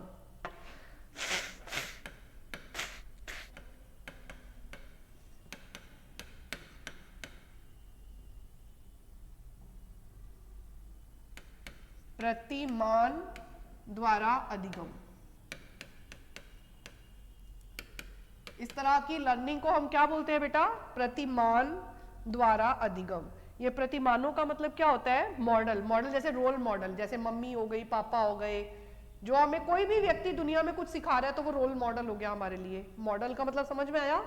तो यहाँ पर मॉडलिंग के थ्रू लर्निंग होती है, यानी मॉडल मतलब सामने वाला व्यक्ति जो हमें कुछ सिखाने की कोशिश कर रहा है या जिसकी तरफ भी हम ध्यान दे रहे हैं और हम सीखना चाह रहे हैं, तो वो मॉडलिंग हो जाती है। इस तरह से सीखने को हम क्या बोलते हैं, प्रतिमानों द्वारा अधिगम। सो देखो आपकी बुक में दिया हुआ है, बेंडुरा का प्रिंसिपल में इन्होंने किस चीज को फोकस किया है। देखो पहला पॉइंट सामाजिक पुरस्कार और दंड का सिद्धांत है। आप कोई भी चीज को सीखते हो तो बदले में आपको क्या मिलता है, या तो उस काम के बदले में पुरस्कार मिलता है, रिवॉर्ड मिलता है, या बदले में उसके क्या मिलता है, दंड यानी पनिशमेंट मिलता है। तो बच्चे जब भी सीखते हैं तो उसके साथ अगर पुरस्कार और दंड जोड़ दिया जाए तो बच्चा जल्दी सीखता है। ठीक है,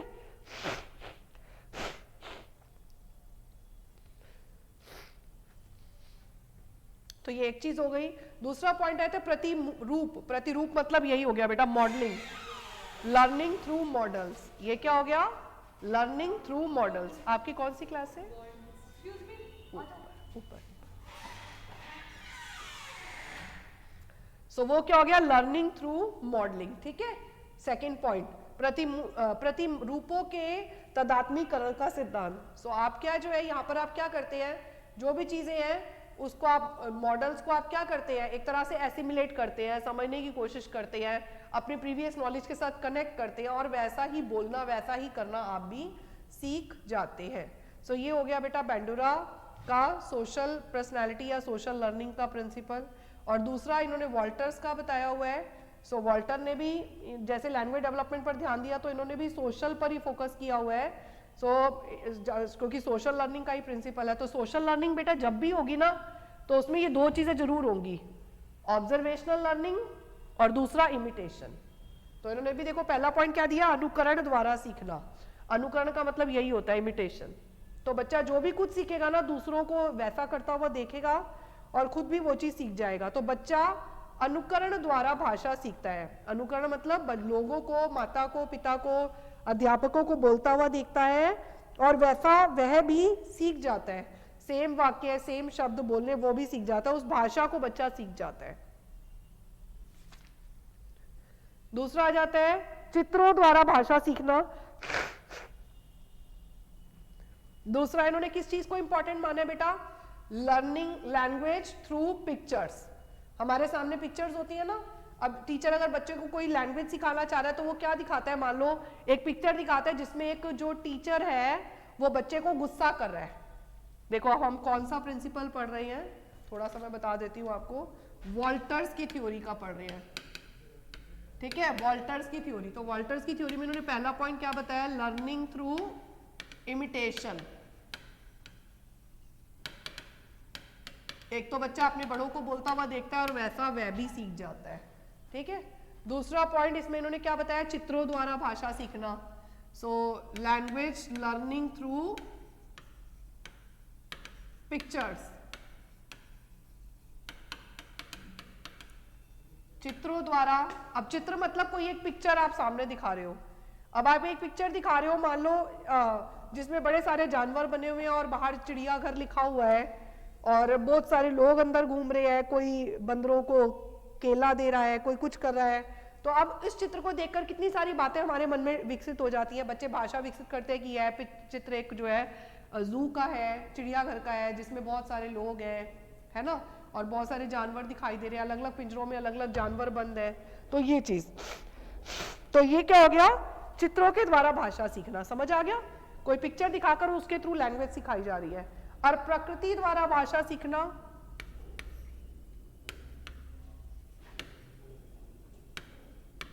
लैंग्वेज लर्निंग थ्रू नेचर, और नेचुरली कह सकते हो।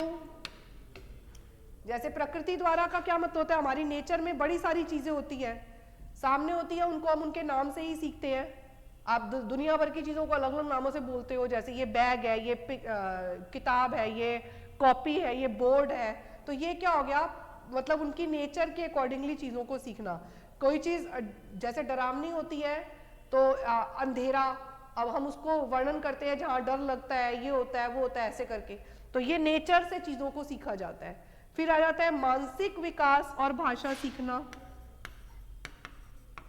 इन्होंने अगला पॉइंट क्या बताया है, mental development and language learning.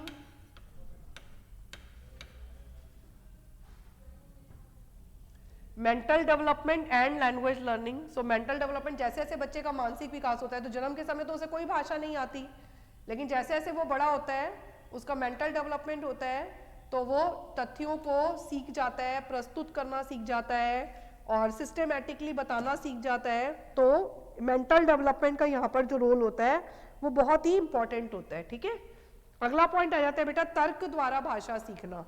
तर्क का मतलब क्या होता है बेटा, रीजनिंग के through. Language learning through reasoning. हम चीजों को कैसे सीखते हैं, हम भाषा को एक दूसरे से तर्क वितर्क करके भी सीखते हैं। आप एक दूसरे से बात करते हो और उसके थ्रू भी सीखते हो।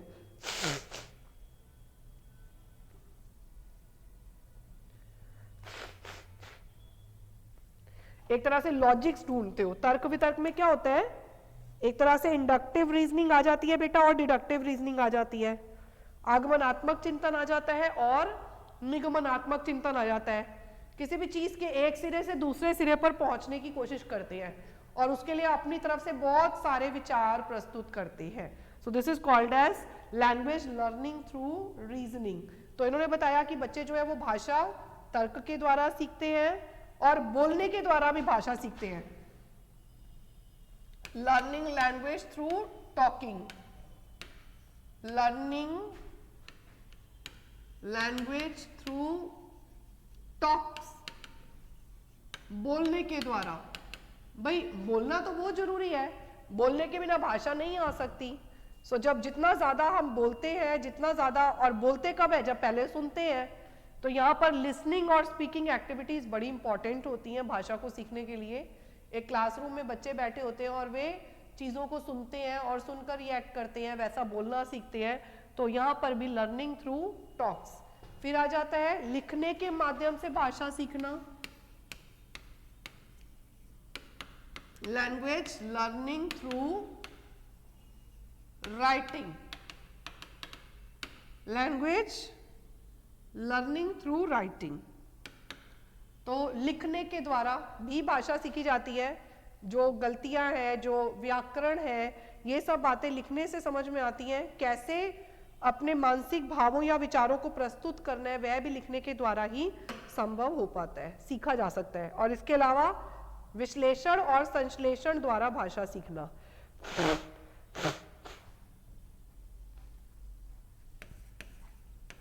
लैंग्वेज लर्निंग थ्रू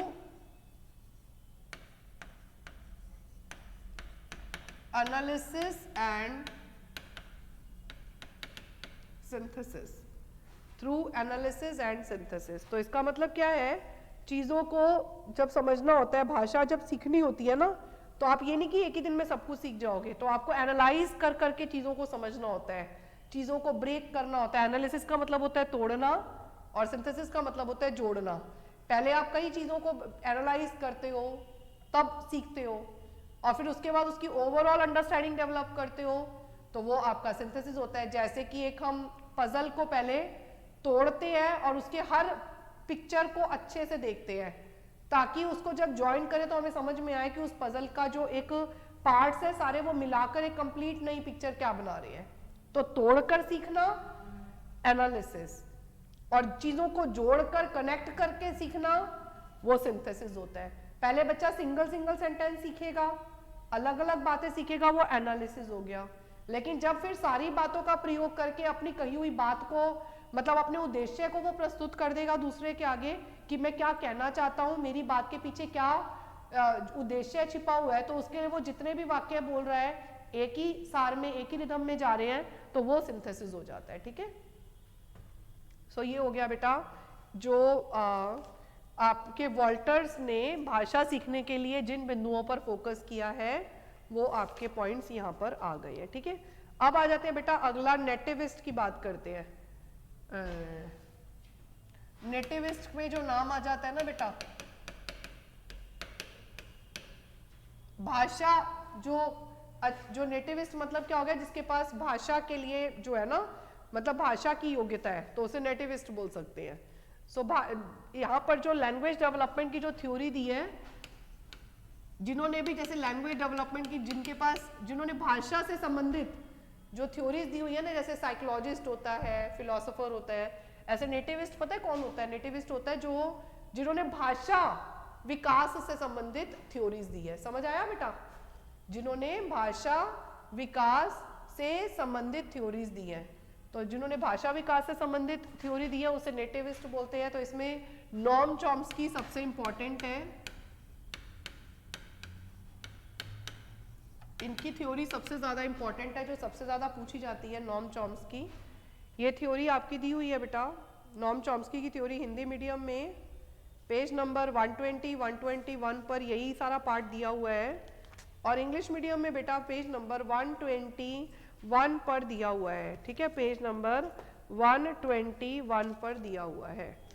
सो इन्होंने एक तो देखो लैंग्वेज लर्निंग को क्या माना है, एक स्वाभाविक प्रक्रिया माना है, भाषाई विकास एक सामाजिक प्रक्रिया के रूप में।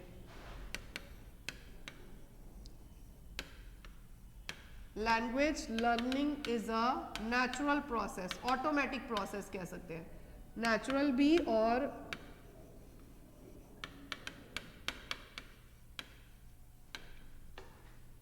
स्वाभाविक प्रक्रिया है। मतलब हर कोई जिसका जन्म हुआ है वो भाषा सीखेगा, नेचुरली सीखेगा। हर बच्चे में भाषा सीखने की जो योग्यता होती है वो नेचुरली होती है, जन्म से होती है, स्वाभाविक रूप से होती है। उसका स्वभाव मतलब वो चाहता है कि वैसा करे, क्योंकि वो एक सोशल ह्यूमन बीइंग है, तो उसे एक परिवेश के आधार पर भाषा बोलना सीखना होता है। तो ये एक नेचुरल उसका पार्ट है, ठीक है, डेवलपमेंट का। इसके अलावा भाषाई विकास एक जन्मजात प्रक्रिया के रूप में, language development in the form of inborn ability, inborn ability, बच्चे के अंदर जो भाषा सीखने की योग्यता होती है वो कैसे होती है, एक जन्मजात प्रक्रिया होती है, मतलब इनबॉर्न एबिलिटी की फॉर्म में वो भाषा सीखता है। अब ये इनबॉर्न एबिलिटी में ना बेटा यहाँ पे आप लैड बता सकते हो, इन्होंने ना लैड को बताया है। लैड क्या टर्म है? लैंग्वेज एक्विजिशन डिवाइस, इन्होंने इसके बारे में बताया है। ये क्या होता है language acquisition device? Language acquisition device का मतलब होता है every child has inborn capability to acquire language. आप इसका मीनिंग क्या लिख सकते हो? Every child has inborn capability to learn the language. बालक के पास भाषा सीखने की जन्मजात योग्यता होती है, और इसी योग्यता का नाम क्या है? भाषा अर्जित डिवाइस। ठीक है, भाषा अर्जित डिवाइस। सो इसी के माध्यम से जो है बच्चा अपने आप ही भाषा को सीख जाता है। ये ऐसा डिवाइस है, जैसे इन्होंने ना अभी तक आपने जो थ्योरी पढ़ी ना भाषा सीखने के लिए, वो बेंडुरा का प्रिंसिपल, वो सोशल लर्निंग था। कह रहा था समाज होगा तो बच्चा भाषा सीखेगा, मतलब बड़े होंगे कुछ बोलेंगे तो बच्चा उनको नकल करेगा, उन्हें ऑब्जर्व करेगा तो भाषा बोलना सीखेगा। लेकिन इन्होंने पता है क्या बोला, इन्होंने बोला कि बच्चे के खुद के अंदर ये एबिलिटी होती है, अगर बच्चे के अंदर ये एबिलिटी ना हो तो बच्चा भाषा नहीं सीख सकता। उस एबिलिटी का नाम इन्होंने क्या दिया है, लैड, लैंग्वेज एक्विजिशन डिवाइस। ये क्या होता है, एक तरह की एबिलिटी होती है जो हर बच्चे में होती है भाषा को सीखने की, नेचुरल एबिलिटी होती है। ये नहीं कि समाज है तो वो भाषा सीख रहा है, इसने समाज को उतना इंपॉर्टेंट नहीं माना, इसने बोला कि एक नेचुरल प्रोसेस है, भाषा सीखना एक नेचुरल प्रोसेस है, समाज की जरूरत नहीं है इसके लिए, ऑटोमेटिकली बच्चा भाषा बोलना सीखता है। तो दूसरी थ्योरीज में और इनकी थ्योरी में डिफरेंस समझ आया, इन्होंने लैड को डिफाइन किया है, ठीक है, लैंग्वेज एक्विजिशन डिवाइस। इसके अलावा know learning required for language development. इन्होंने अपनी थ्योरी में और क्या बताया, know learning is required for language development. भाषा विकास के लिए किसी प्रकार के अधिगम की आवश्यकता नहीं होती। जैसे आप हर चीज को लर्न करते हो ना, सिस्टमेटिकली स्कूल जाते हो, सीखते हो, उसके संपर्क में आते हो, तब चीजों को सीखते हो। लेकिन उन्होंने बताया कि भाषा सीखने के लिए बच्चा याद नहीं करता, जब सिचुएशन आती है वैसा बोल देता है, एक ही बात को करना है उसे, और जो उसके मन में वाक्य आएगा, शब्द आएगा, उसका प्रयोग करके वो उस बात को बोल देगा। तो उसे भाषा सीखने के लिए लर्न करने की जरूरत नहीं होती, वो एक ऑटोमेटिक प्रोसेस है, ठीक है। सो ये इन्होंने बताया है। इसके अलावा और कुछ पॉइंट्स भी बताए हुए हैं, जैसे इन्होंने बाकी पॉइंट्स को भी फोकस किया है, जैसे भाषाई विकास एक सामाजिक अंतक्रिया के रूप में। सो लैंग्वेज डेवलपमेंट एक social form, language development in the form of social process. So social process तो बाकियों ने भी बताया है, बाकी सब तो कॉमन पॉइंट्स हो गए, जो औरों ने बताया वो इन्होंने भी बताया, लेकिन मेन बात इन्होंने क्या बताई, नेचुरल डेवलपमेंट, ठीक है। सो सोशल प्रोसेस आप सबको समझ में आ गया। घर में बच्चा अपने बड़ों को, भाई बहनों को, माता पिता को बोलते हुए देखता है और वार्तालाप करते हुए देखता है, तो अनेक चीजें वो जो है वहीं पर ही सीख जाता है, ठीक है। सो माता पिता द्वारा उसको जो प्रशंसा की जाती है, उसको प्रेज किया जाता है, तो उससे भी वो भाषा बोलना सीख जाता है। इसके अलावा भाषाई विकास भाषाई कौशलों के विकास की प्रक्रिया के रूप में। सो भाषा का विकास मतलब language development in the form of acquiring language skills. मतलब अगर भाषा पर महारत हासिल कर ली तो भाषा का विकास अपने आप हो जाएगा। भाषा पर महारत का मतलब क्या हो गया, सही वोकैबुलरी, शुद्धता, ग्रामेटिकल एस्पेक्ट, हर चीज अगर आपने सही सीख ली, उसकी एक इनफ प्रैक्टिस, अगर सब कुछ सही सीख लिया तो भाषा का विकास अपने आप ही हो जाएगा। तो इन the form of language skills.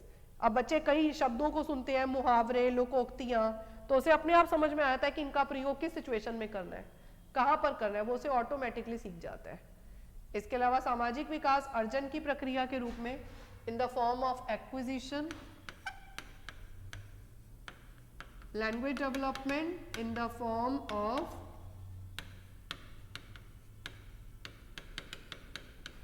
Acquisition, अर्जन के रूप में। सो अर्जन का मतलब नेचुरल प्रोसेस है, जो बच्चा जो है वो भाषा को नेचुरली पिक कर लेता है, ठीक है, अर्जित कर लेता है, नेचुरली अर्जित कर लेता है। तभी तो क्योंकि अब जो बच्चे में ये एबिलिटी क्यों होती है, क्योंकि उसके पास लैड की एबिलिटी होती है, लैंग्वेज एक्विजिशन डिवाइस होता है, जिसकी वजह से बच्चा जो है भाषा को नेचुरली पिक कर लेता है, नेचुरली सीख लेता है। ये बेटा थ्योरी हो गई हमारी।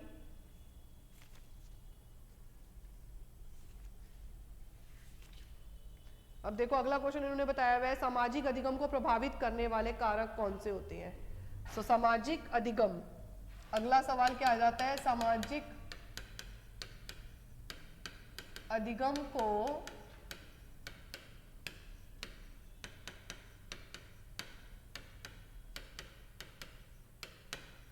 प्रभावित करने वाले कारक। जो बच्चे सोसाइटी से, सोशल एस्पेक्ट से सीखते हैं या लर्न करते हैं, उसके ऊपर किन किन फैक्टर्स का इंपैक्ट पड़ता है सोशल लर्निंग पर। पहला आ जाता है बेटा मनोवैज्ञानिक तत्व। मनोवैज्ञानिक का मतलब क्या होता है, साइकोलॉजिकल फैक्टर्स। और दूसरे फैक्टर्स होते हैं फिजिकल फैक्टर्स। इन फैक्टर्स को कितने भागों में डिवाइड किया जा सकता है, दो भागों में, एक साइकोलॉजिकल फैक्टर्स और एक फिजिकल फैक्टर्स, साइकोलॉजिकल फैक्टर्स और फिजिकल फैक्टर्स। सो देखो साइकोलॉजिकल फैक्टर्स में क्या क्या आ जाएगा, पहला प्रभावशीलता, इफेक्टिवनेस, इसमें आ जाएगा इफेक्टिवनेस, पहला प्रभावशीलता, पहला फैक्टर। सो प्रभावशीलता का मतलब क्या होता है कि जिस भी बात का जो इम्पैक्ट होता है वो, जैसे प्रभावशीलता मतलब साइकोलॉजिकल इफेक्ट होता है। जैसे अगर हम किसी अच्छे इंसान को आप मान लो रोड क्रॉस करवाना अच्छी बात होती है, लेकिन अगर आप किसी अच्छे इंसान को रोड क्रॉस करवाते हो तो आपको एक सेटिस्फेक्शन मिलेगा, तो ये इफेक्टिवनेस है। Is it okay? तो ये हमारे सोशल लर्निंग में ज्यादा हेल्पफुल होता है। इफेक्टिवनेस जो है ये हमें साइकोलॉजिकली जो चीजें सेटिस्फाई करती हैं वहां पर हम सोशल लर्निंग ज्यादा होती है हमारी। इसके अलावा सही प्रतिचारों का चुनाव, यानी कि सिलेक्शन ऑफ करेक्ट ऑल्टरनेटिव्स, सही चीजों को सिलेक्ट करना। सही चीजें मतलब कोई भी काम को सीखते समय जो कोशिश की जाती है वही उसका जो एफर्ट्स होते हैं ना वो सही लगाने चाहिए। जैसे आपको पता है कि टेबल को ऐसे भी पुश किया जा सकता है और या पीछे पीछे खींच कर भी लाया जा सकता है, लेकिन कहां पर राइट एनर्जी लगेगी, जब आप उसे पुश करोगे तो वो ज्यादा तेजी से आगे जाएगा, और ऐसे खींच कर लाओगे तो वो उतना तेजी से नहीं लाएगा बल्कि हाथ में भी दर्द हो जाएगी। तो उस राइट पोस्चर का पता होना चाहिए, तो राइट ऑल्टरनेटिव का पता होना चाहिए, ठीक है, कि किसी काम को कैसे करना है। इसके अलावा स्थायित्वता, स्टेबिलिटी,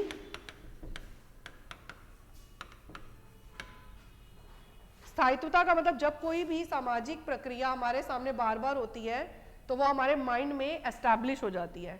तो सोशल लर्निंग में ना बेटा स्टेबिलिटी की बहुत जरूरत होती है।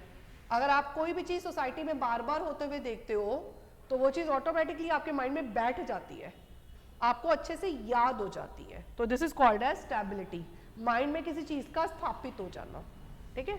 इसके अलावा आता है लक्ष्य की प्राप्ति, अटेनमेंट ऑफ गोल। लक्ष्य की प्राप्ति, attainment of goal. Social learning के लिए जब किसी भी सामाजिक प्रक्रिया को सीखने के लिए अधिगमकर्ता लक्ष्य निर्धारित करता है तो उस स्थिति में अधिगम का विकास तेजी से होगा। मतलब अगर आप कोई भी तरह की सोशल लर्निंग चाहते हो कि मुझे इस व्यक्ति से बात करनी है, मुझे इस व्यक्ति का कोई भी हेल्प चाहिए हो, इसको मेरे को करना है, तो आप जब गोल फिक्स कर लोगे ना तो आपको ज्यादा आसान हो जाएगा सोशल लर्निंग, ठीक है। तो हर लर्निंग के साथ, हर सोशल, वैसे सोशल क्या कोई भी लर्निंग हो, उसके साथ गोल का होना बहुत जरूरी होता है, टारगेट का होना बहुत जरूरी होता है। अगला आ जाता है बेटा अभ्यास। पांचवा पॉइंट उन्होंने इसमें क्या बताया है, अभ्यास। अभ्यास का मतलब प्रैक्टिस, ये तो आप सभी जानते हो, practice makes a man perfect. तो जितनी ज्यादा प्रैक्टिस करेंगे, जब आप एक चीज को बार बार प्रैक्टिस करोगे तो आपकी जो पर्सनैलिटी का डेवलपमेंट है वो फास्ट होगा, आपकी सोशल लर्निंग फास्ट होगी। इसके अलावा विभेदीकरण, डिफरेंशिएशन,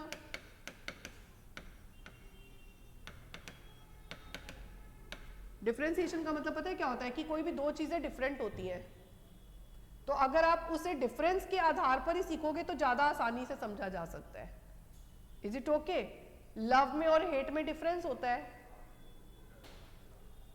लव में और सैक्रिफाइस में भी डिफरेंस होता है, तो टर्म्स को उनके डिफरेंस के बेस पर आसानी से समझा जा सकता है। सो सोशल लर्निंग भी तभी हो सकती है जब आप हर चीज को उनके अंतर से सीखते हो, तो ये और ज्यादा अच्छे से की जा सकती है, ठीक है। हर चीज, जो चीजों में सिमिलैरिटीज है उन्हें तो सीखो ही सीखो, लेकिन जो चीजों में डिफरेंसेस है, अंतर है, उन्हें भी अच्छे से सीखो, तब समझा जा सकता है। इसके अलावा प्रेरक, मोटिवेटर्स,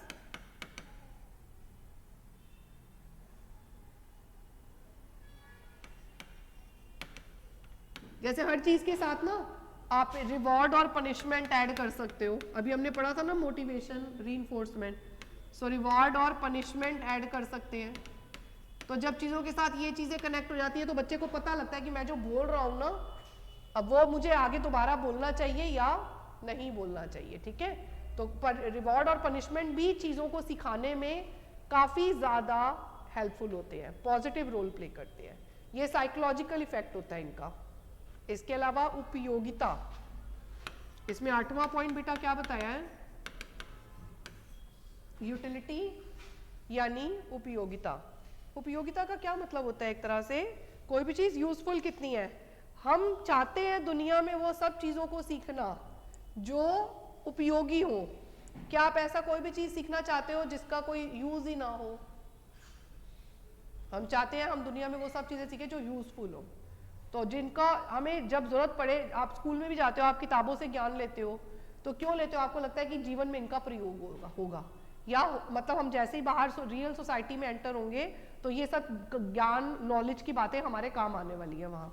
तो उपयोगी, तो कहते हैं अगर सोशल लर्निंग में इस उपयोगिता को डाल दिया जाए ना तो सोशल लर्निंग फास्ट हो जाती है। अगर आपको सीखने वाले को लर्निंग में ये बता दिया जाए कि इस काम को सीखने का ये फायदा है, ये उपयोगिता है, तो आपके साथ जो उसकी लर्निंग होगी ना वो क्या हो जाएगी बेटा, और ज़्यादा फास्ट हो जाएगी। समझ आ गया? ये हो गया। ये तो थे हमारे साइकोलॉजिकल फैक्टर्स। अब आ जाते हैं सोशल फैक्टर्स। सोशल फैक्टर्स में क्या आता है, जैसे शारीरिक शक्ति, फिजिकल पावर। हर इंसान की अपनी अपनी फिजिकल पावर होती है। जैसे एक अध्यापक 15 घंटे भी पढ़ा सकता है और एक अध्यापक जो है वो 2 घंटे में भी थक जाता है। ये फिजिकल पावर है, ठीक है।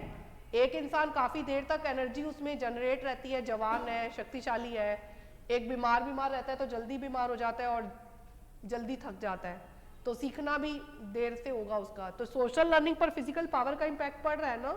तो अगर आप स्ट्रेंथफुल है, ताकतवर है, अच्छे से एनर्जी है, तो आप देर तक कामों को कर सकते हैं, सीख सकते हैं। तो ये फिजिकल पावर हो गया, ठीक है। यहाँ पर इन्होंने बताया जो अधिगम करता शारीरिक रूप से स्वस्थ होता है उसका अधिगम तीव्र गति से होता है। समझ आई ये वाली बात? Those who are physically fit their learning becomes fast, उनकी लर्निंग ऑटोमेटिकली फास्ट होती है, ठीक है। दूसरा, शारीरिक विकलांगता, फिजिकल हैंडीकैप। फिजिकल हैंडीकैप्ड में क्या आ जाएगा, जैसे शारीरिक रूप से किसी का कोई अंग भंग है, मतलब लाइक एक आंख ना होना, शारीरिक विकलांगता में लेग ना होना, पोलियो की प्रॉब्लम है, हाथ टेढ़ा मेढ़ा है, कुछ भी इस तरह की डिफिकल्टी है, तो उसे सीखने में परेशानी आएगी। कोई जब लिखेगा तो हाथ से लिखा नहीं जाएगा, है ना। बैठने में दिक्कत हो रही है, ठीक पोस्टर नहीं है, तो तब भी समझने में भी दिक्कत हो रही है, या कुछ और मेंटल प्रॉब्लम है, तो ये सब जो हैंडीकैप्डनेस होती है इसकी वजह से भी वो जो है, जैसे बहुत सोसाइटी में ऐसी कई सोशल एक्टिविटीज होती है जिनमें वो पार्टिसिपेट नहीं कर पाते। मान लो दौड़ का ही कंपटीशन हो रहा है, तो बच्चा अगर फिजिकली हैंडीकैप है तो वो उस दौड़ के क्रिया में, दौड़ की एक्टिविटी में पार्टिसिपेट नहीं कर पाएगा, ठीक है। Age of learner, physical factor में एज भी आ जाता है। अधिगमकर्ता की आयु कितनी है, भाई छोटा बच्चा अलग तरह की चीजें सीखता है और बड़ा व्यक्ति जो है वो सोशली मैच्योर हो जाता है, उसे पता लग जाता है कि सामने वाले के बोलने के पीछे क्या भाव छुपे हुए हैं। तो एज के अकॉर्डिंगली भी लर्नर्स जो होते हैं उनकी गति सीखने की जो होती है वो कम और ज्यादा होती है, ठीक है। अगला आ जाता है फिजिकल डिजीजेस।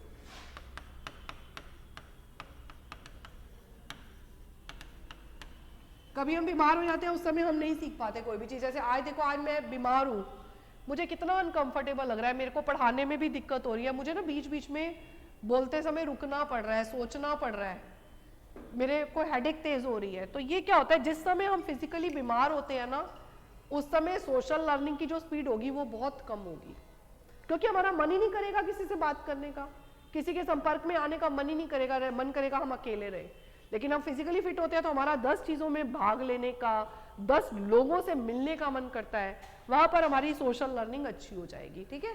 सो डिजीज का भी नेगेटिव इंपैक्ट पड़ता है। फिर मैच्योरेशन, परिपक्वता, क्या आप एज के अकॉर्डिंगली उस क्रिया को करने के लिए सक्षम है, कैपेबल है, तो यही मैच्योरेशन होता है।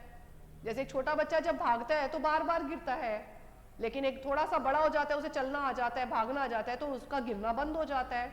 उसका कंट्रोल हो जाता है। Is it okay? सो आप किसी पर्टिकुलर सोशल लर्निंग के लिए कितने मैच्योर है, वो भी इंपॉर्टेंट इम्पैक्ट है। ठीक है, तो अगर आप इनफ मैच्योर है तो आप उस चीज को अच्छे से सीख लेंगे, जल्दी सीख लेंगे। और अगर आप उस काम को सीखने के लिए इनफ मैच्योर नहीं है, अब सेक्स एजुकेशन बच्चे को कब दी जाती है? एडोलेसेंट में दी जाती है। क्या ये शुरुआती बिगनर्स को दी जा सकती है? नहीं दी जा सकती। उनको तो बैड टच और गुड टच बताया जाता है ना, सिर्फ ये चीज बताई जाती है। तो ये क्या होता है? मैच्योरेशन। आप उसके लिए कितने मैच्योर है उस पर्टिकुलर चीज को सीखने के लिए। और एक अच्छा बेटा, इसमें ना एक और फैक्टर है, ये साइकोलॉजिकल फैक्टर थे, ये फिजिकल फैक्टर है, एक तीसरे इसके सोशल फैक्टर्स है, सामाजिक कारक। तीसरे फैक्टर्स कौन से हैं? Social factors. अब सोशल फैक्टर्स में क्या क्या आ जाता है? सोशल फैक्टर्स में, सामाजिक कारकों में क्या आता है? शिक्षित समाज, एजुकेटेड सोसाइटी, लोग पढ़े लिखे हैं, आप अच्छी सोसाइटी में रहते हो तो आपकी सोशल लर्निंग बेस्ट होगी, अच्छे अच्छे शब्द, आपकी वोकैबुलरी, सब कुछ अच्छा अच्छा होगा। ठीक है, एजुकेटेड सोसाइटी का इम्पैक्ट होता है। फिर सामाजिक प्रशंसा, सोशल प्रेज। हम क्रियाओं को किस लिए करते हैं? ताकि हमें समाज से स्वीकृति मिले, प्रशंसा मिले। क्लासरूम में एक छोटे बच्चे को भी पता होता है कि मुझे आज याद करके आना है, और वो याद करके आता है क्योंकि उसे क्लासरूम में टीचर से कोई गिफ्ट मिलेगा, या क्लैपिंग करवाएंगे टीचर बच्चों से, प्रशंसा मिलेगी कि वाह वाह तूने तो कर दिया, हम तो कर ही नहीं पाए, तूने तो एक दिन में सीख के आ गया। सो ये प्रशंसा बड़ी इंपॉर्टेंट होती है, जिसकी वजह से हमारी सोशल लर्निंग की जो स्पीड होती है वो फास्ट हो जाती है। जो काम बच्चे ने 10 दिन में करना था वो एक दिन में करके आ गया, क्योंकि उसे वो प्रेज चाहिए। तीसरा आ जाता है सामाजिक नियमों का प्रभाव, impact of social rules. Social rules का इम्पैक्ट पड़ता है। ठीक है, हम कोई भी काम अपनी निर्धारित सीमाओं में रहकर करते हैं, दायरों में रहकर करते हैं, रूल्स को फॉलो करते हैं। ठीक है, तो लर्निंग के लिए रूल्स भी होते हैं। इसके बाद आता है फॉर्म ऑफ सोसाइटी। किस तरह की फॉर्म हमारी है सोसाइटी की, किस तरह की सोसाइटी में हम रहते हैं, उस पर भी आधारित होता है हमारी सोशल लर्निंग। जैसे हम डेमोक्रेटिक सोसाइटी में रहते हैं, कोई सोशलिस्टिक सोसाइटी में रहता है, कोई कैपिटलिस्टिक सोसाइटी में रहता है, तो इससे भी सोशल लर्निंग पर प्रभाव पड़ता है। फिर सामाजिक सहानुभूति, सोशल सिंपैथी।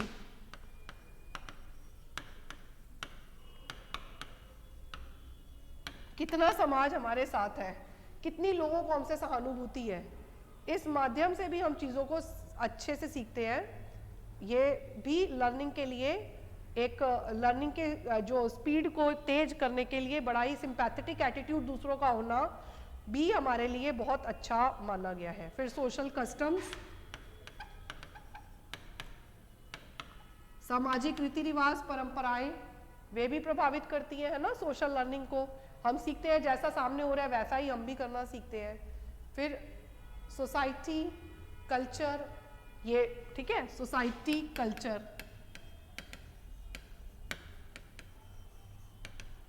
बेटा इसका हमने पहला फैक्टर कौन सा पढ़ा? साइकोलॉजिकल। दूसरा क्या पढ़ा? फिजिकल। तीसरा क्या पढ़ा? सोशल। अब चौथा दिया हुआ है एनवायरमेंटल। फोर्थ फैक्टर क्या दिया हुआ है बेटा? एनवायरमेंटल। मैं एनवायरमेंट को ना शॉर्ट में ENVT लिखती हूँ। एनवायरमेंटल फैक्टर पर्यावरणीय। हाँ कर देती हूँ।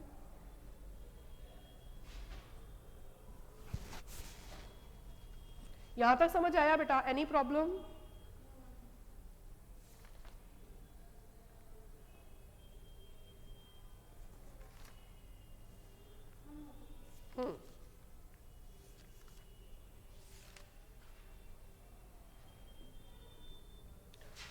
अब हम बात कर रहे हैं इसके बाद जो है अगला पार्ट इसका जो है वो एनवायरमेंटल फैक्टर है। तो एनवायरमेंटल फैक्टर में वातावरणीय प्रभाव, जैसे वहाँ की जलवायु, स्थान, समय, ये सब आ जाता है। जलवायु का मतलब क्या हो जाता है? वहाँ का टेम्परामेंट है ना,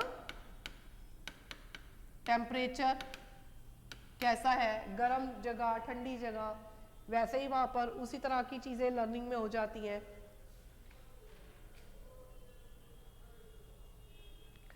और स्थान, प्लेस, किस प्लेस पर आप रहते हैं, कितने लोग हैं, सोशल सर्कल कितना है, टाइम, समय क्या है, सुबह है रात है, ये भी ठीक है। कंडीशंस, दशाएं कैसी हैं, किस कंडीशन में आप हैं, वो कंडीशन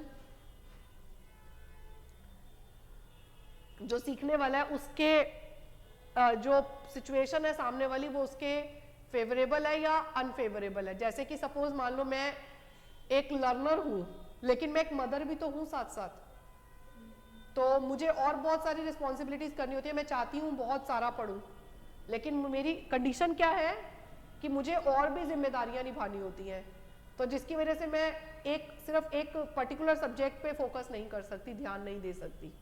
तो यहाँ पर सोशल लर्निंग में कंडीशन जो है वो अनफेवरेबल है, तो लर्न करने में परेशानी हो रही है, देर से हो रहा है, तब समय ज़्यादा लग रहा है।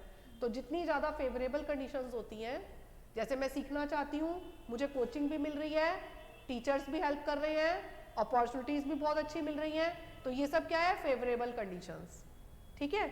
और अगर ये सब नहीं मिलेगा, अनफेवरेबल कंडीशन है, तो हमारा सीखना देर से होगा, नेचुरल है, हमें ज़्यादा क्या करना पड़ेगा, उसके लिए एफर्ट्स लगाने पड़ेंगे, ज़्यादा कोशिशें करनी पड़ेंगी, उसके बाद भी पता नहीं कि परिणाम सही मिलेगा या नहीं मिलेगा, ये सब बातें, ठीक है। बिहेवियरिज्म अब ऑलरेडी कर चुके हैं बेटा, सो बिहेवियरिज्म मैं नहीं बताऊंगी दोबारा, ठीक है। अब आगे देखो, भाषा का प्रयोग कैसे किया जाता है, भाषा का प्रयोग कैसे किया जाता है। सो ये पेज नंबर हिंदी मीडियम में 129 और इंग्लिश मीडियम में 116 पर दिया हुआ है। भाषा का प्रयोग, भाषा का प्रयोग होता है, जैसे मान लो आप बोल रहे हो, अब मैं बोलना चाहती हूँ how to use language,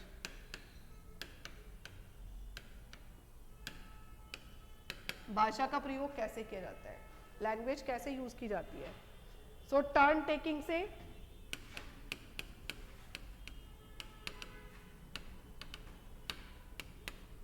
turn taking, turn taking Hindi English दोनों में टर्न टेकिंग होती है। टर्न टेकिंग का मतलब जानते हो क्या होता है, एक व्यक्ति कुछ बोल रहा है, अब उसके साथ खड़े हुए को भी बोलना है कुछ, स्पीकर, जैसे जब ज्यादा स्पीकर्स होते हैं ना, वहां पर टर्न टेकिंग की बात आती है।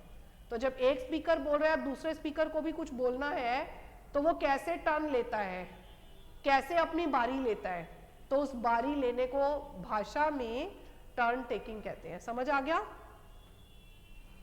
यानी कि देखो, टर्न टेकिंग का प्रयोग उन व्यक्तियों के लिए किया जाता है जिनके मध्य वार्तालाप तय होता है, मतलब जो स्पीकिंग में स्पीकर्स होते हैं और आगे कौन व्यक्ति बोलेगा, ये मतलब बात टर्न टेकिंग में तय होती है, ठीक है। सो बारी कैसे लेनी है वार्तालाप में, वार्तालाप के अंदर दो इंपॉर्टेंट बातें होती हैं बेटा। एक तो ये कि जब एक व्यक्ति बोल रहा होता है तो दूसरा व्यक्ति उसको बोलने के लिए स्थान उपलब्ध कराता है, मतलब जगह देता है, उसको बोलने दे रहा होता है, बीच में इंटरप्ट नहीं करता, ठीक है। बीच में उसके एक बोल रहा है तो दूसरा थोड़ी बोलेगा, उसे चुप रहना होता है। जब पहला व्यक्ति बोलना बंद कर देता है तो दूसरे व्यक्ति को अपनी बारी कैसे लेनी है फिर उस पर ध्यान देना। तो यहाँ दो बातें समझ में आई कौन सी होती है टर्न टेकिंग में। टर्न टेकिंग में दो बातें होती है, एक तो जब पहला व्यक्ति बोल रहा होता है तो दूसरे को इंटरप्ट नहीं करना, और दूसरी बात क्या हो जाती है कि जब दूसरे की बारी आती है तो वो कैसे अपनी टर्न लेगा, इस बात के लिए सोचना। तो ये दो बातें टर्न टेकिंग में इंपॉर्टेंट होती हैं। तो यहां इन्होंने इसको इंपॉर्टेंट बताया। इसके अलावा टर्न टेकिंग एंड सेक्स, इसके साथ सेक्स मतलब मेल और फीमेल का क्या जो है, या जेंडर भी कह सकते हो बेटा, नॉट सेक्स, ठीक है, जेंडर। सो जेंडर का क्या रोल होता है, जेंडर की भूमिका क्या होती है, मेल और फीमेल। सो महिला की जब बात आएगी तो वो ज्यादा एफिशिएंट होती है, ज्यादा जल्दी से उन्हें पता होता है कि मुझे टर्न कैसे लेनी है एज कंपेयर टू मेल, ठीक है। अगला आ जाता है भाषा और वार्तालाप, लैंग्वेज एंड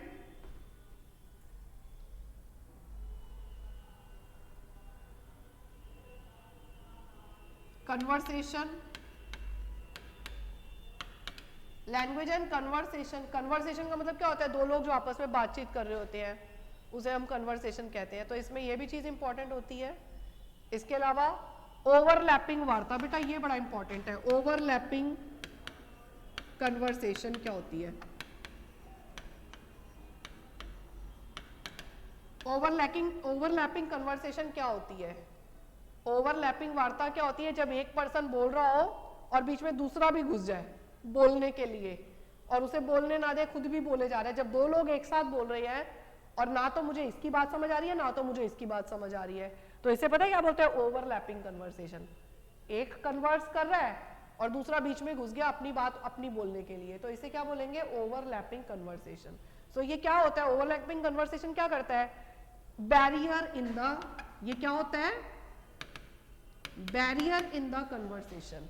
इसे हम क्या मानते हैं, रुकावट, इसे क्या मानते हैं हम, भाषा में रुकावट मानते हैं, ठीक है, ओवरलैपिंग को रुकावट मानते हैं। और अगर एक व्यक्ति अपनी बात को खत्म कर देता है और दूसरा व्यक्ति उस पहले व्यक्ति के द्वारा पूछे गए सवाल का जवाब देता है, तो फिर वो ओवरलैपिंग नहीं है, क्योंकि उसने जो सवाल पूछा, जो दूसरा व्यक्ति है उसका जवाब देने के लिए उसने अपना मुंह खोला है और जब वो चुप हो गया तभी उसने अपनी बात को बोलना शुरू किया है, तो फिर ये ओवरलैपिंग नहीं होगा। ओवरलैपिंग सिर्फ और सिर्फ तब होता है जब एक अभी बोल रहा होता है और दूसरा भी बोलना शुरू कर देता है, तो इसे हम बोलते हैं ओवरलैपिंग कन्वर्सेशन।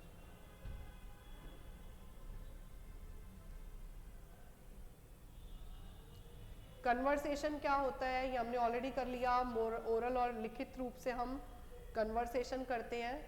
तो अब कन्वर्सेशन जो है ना, कन्वर्सेशन के मेन मेथड्स कौन कौन से होते हैं,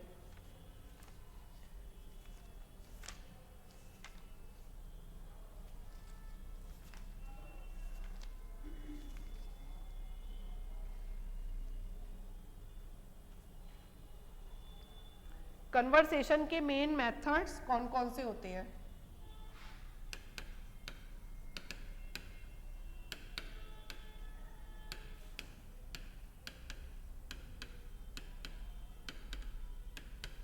main methods of conversation. So conversation यानी कि वार्तालाप की मुख्य विधियां कौन कौन सी होती हैं। सो हिंदी मीडियम में पेज नंबर 132 और इंग्लिश मीडियम में पेज नंबर 124, 132 और 124, ठीक है। सो बेटा 5 मिनट में क्लास को कंटिन्यू करते हैं, ठीक है, और इसी से आगे कंटिन्यू करते हैं, इसको ख़त्म करा देंगे आज।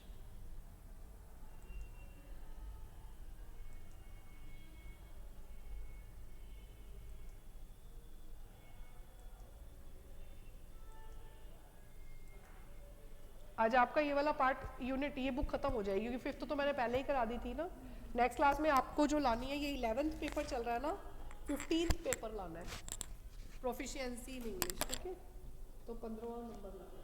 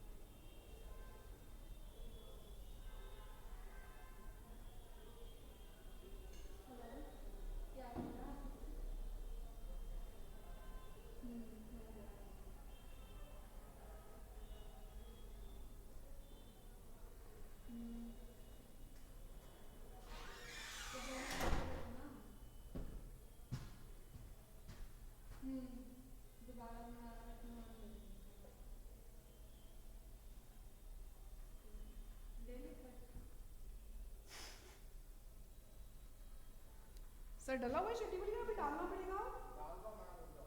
अच्छा अच्छा, हाँ जी, कोई बात नहीं।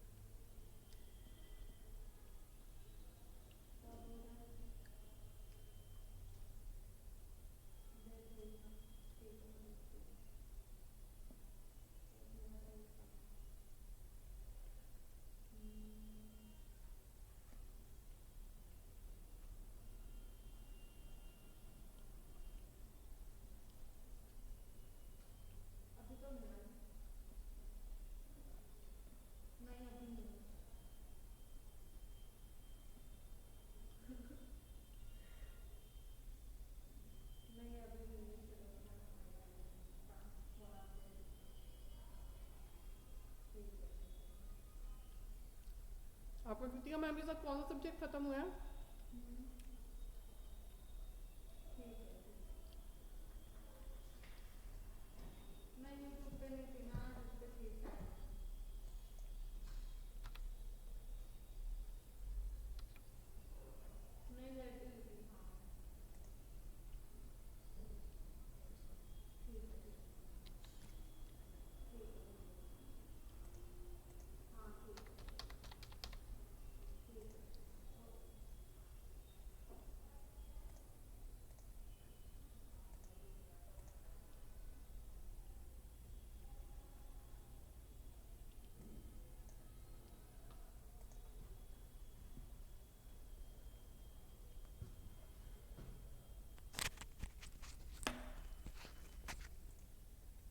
आपका कृतिका मैम के साथ कौन सा सब्जेक्ट खत्म हो गया?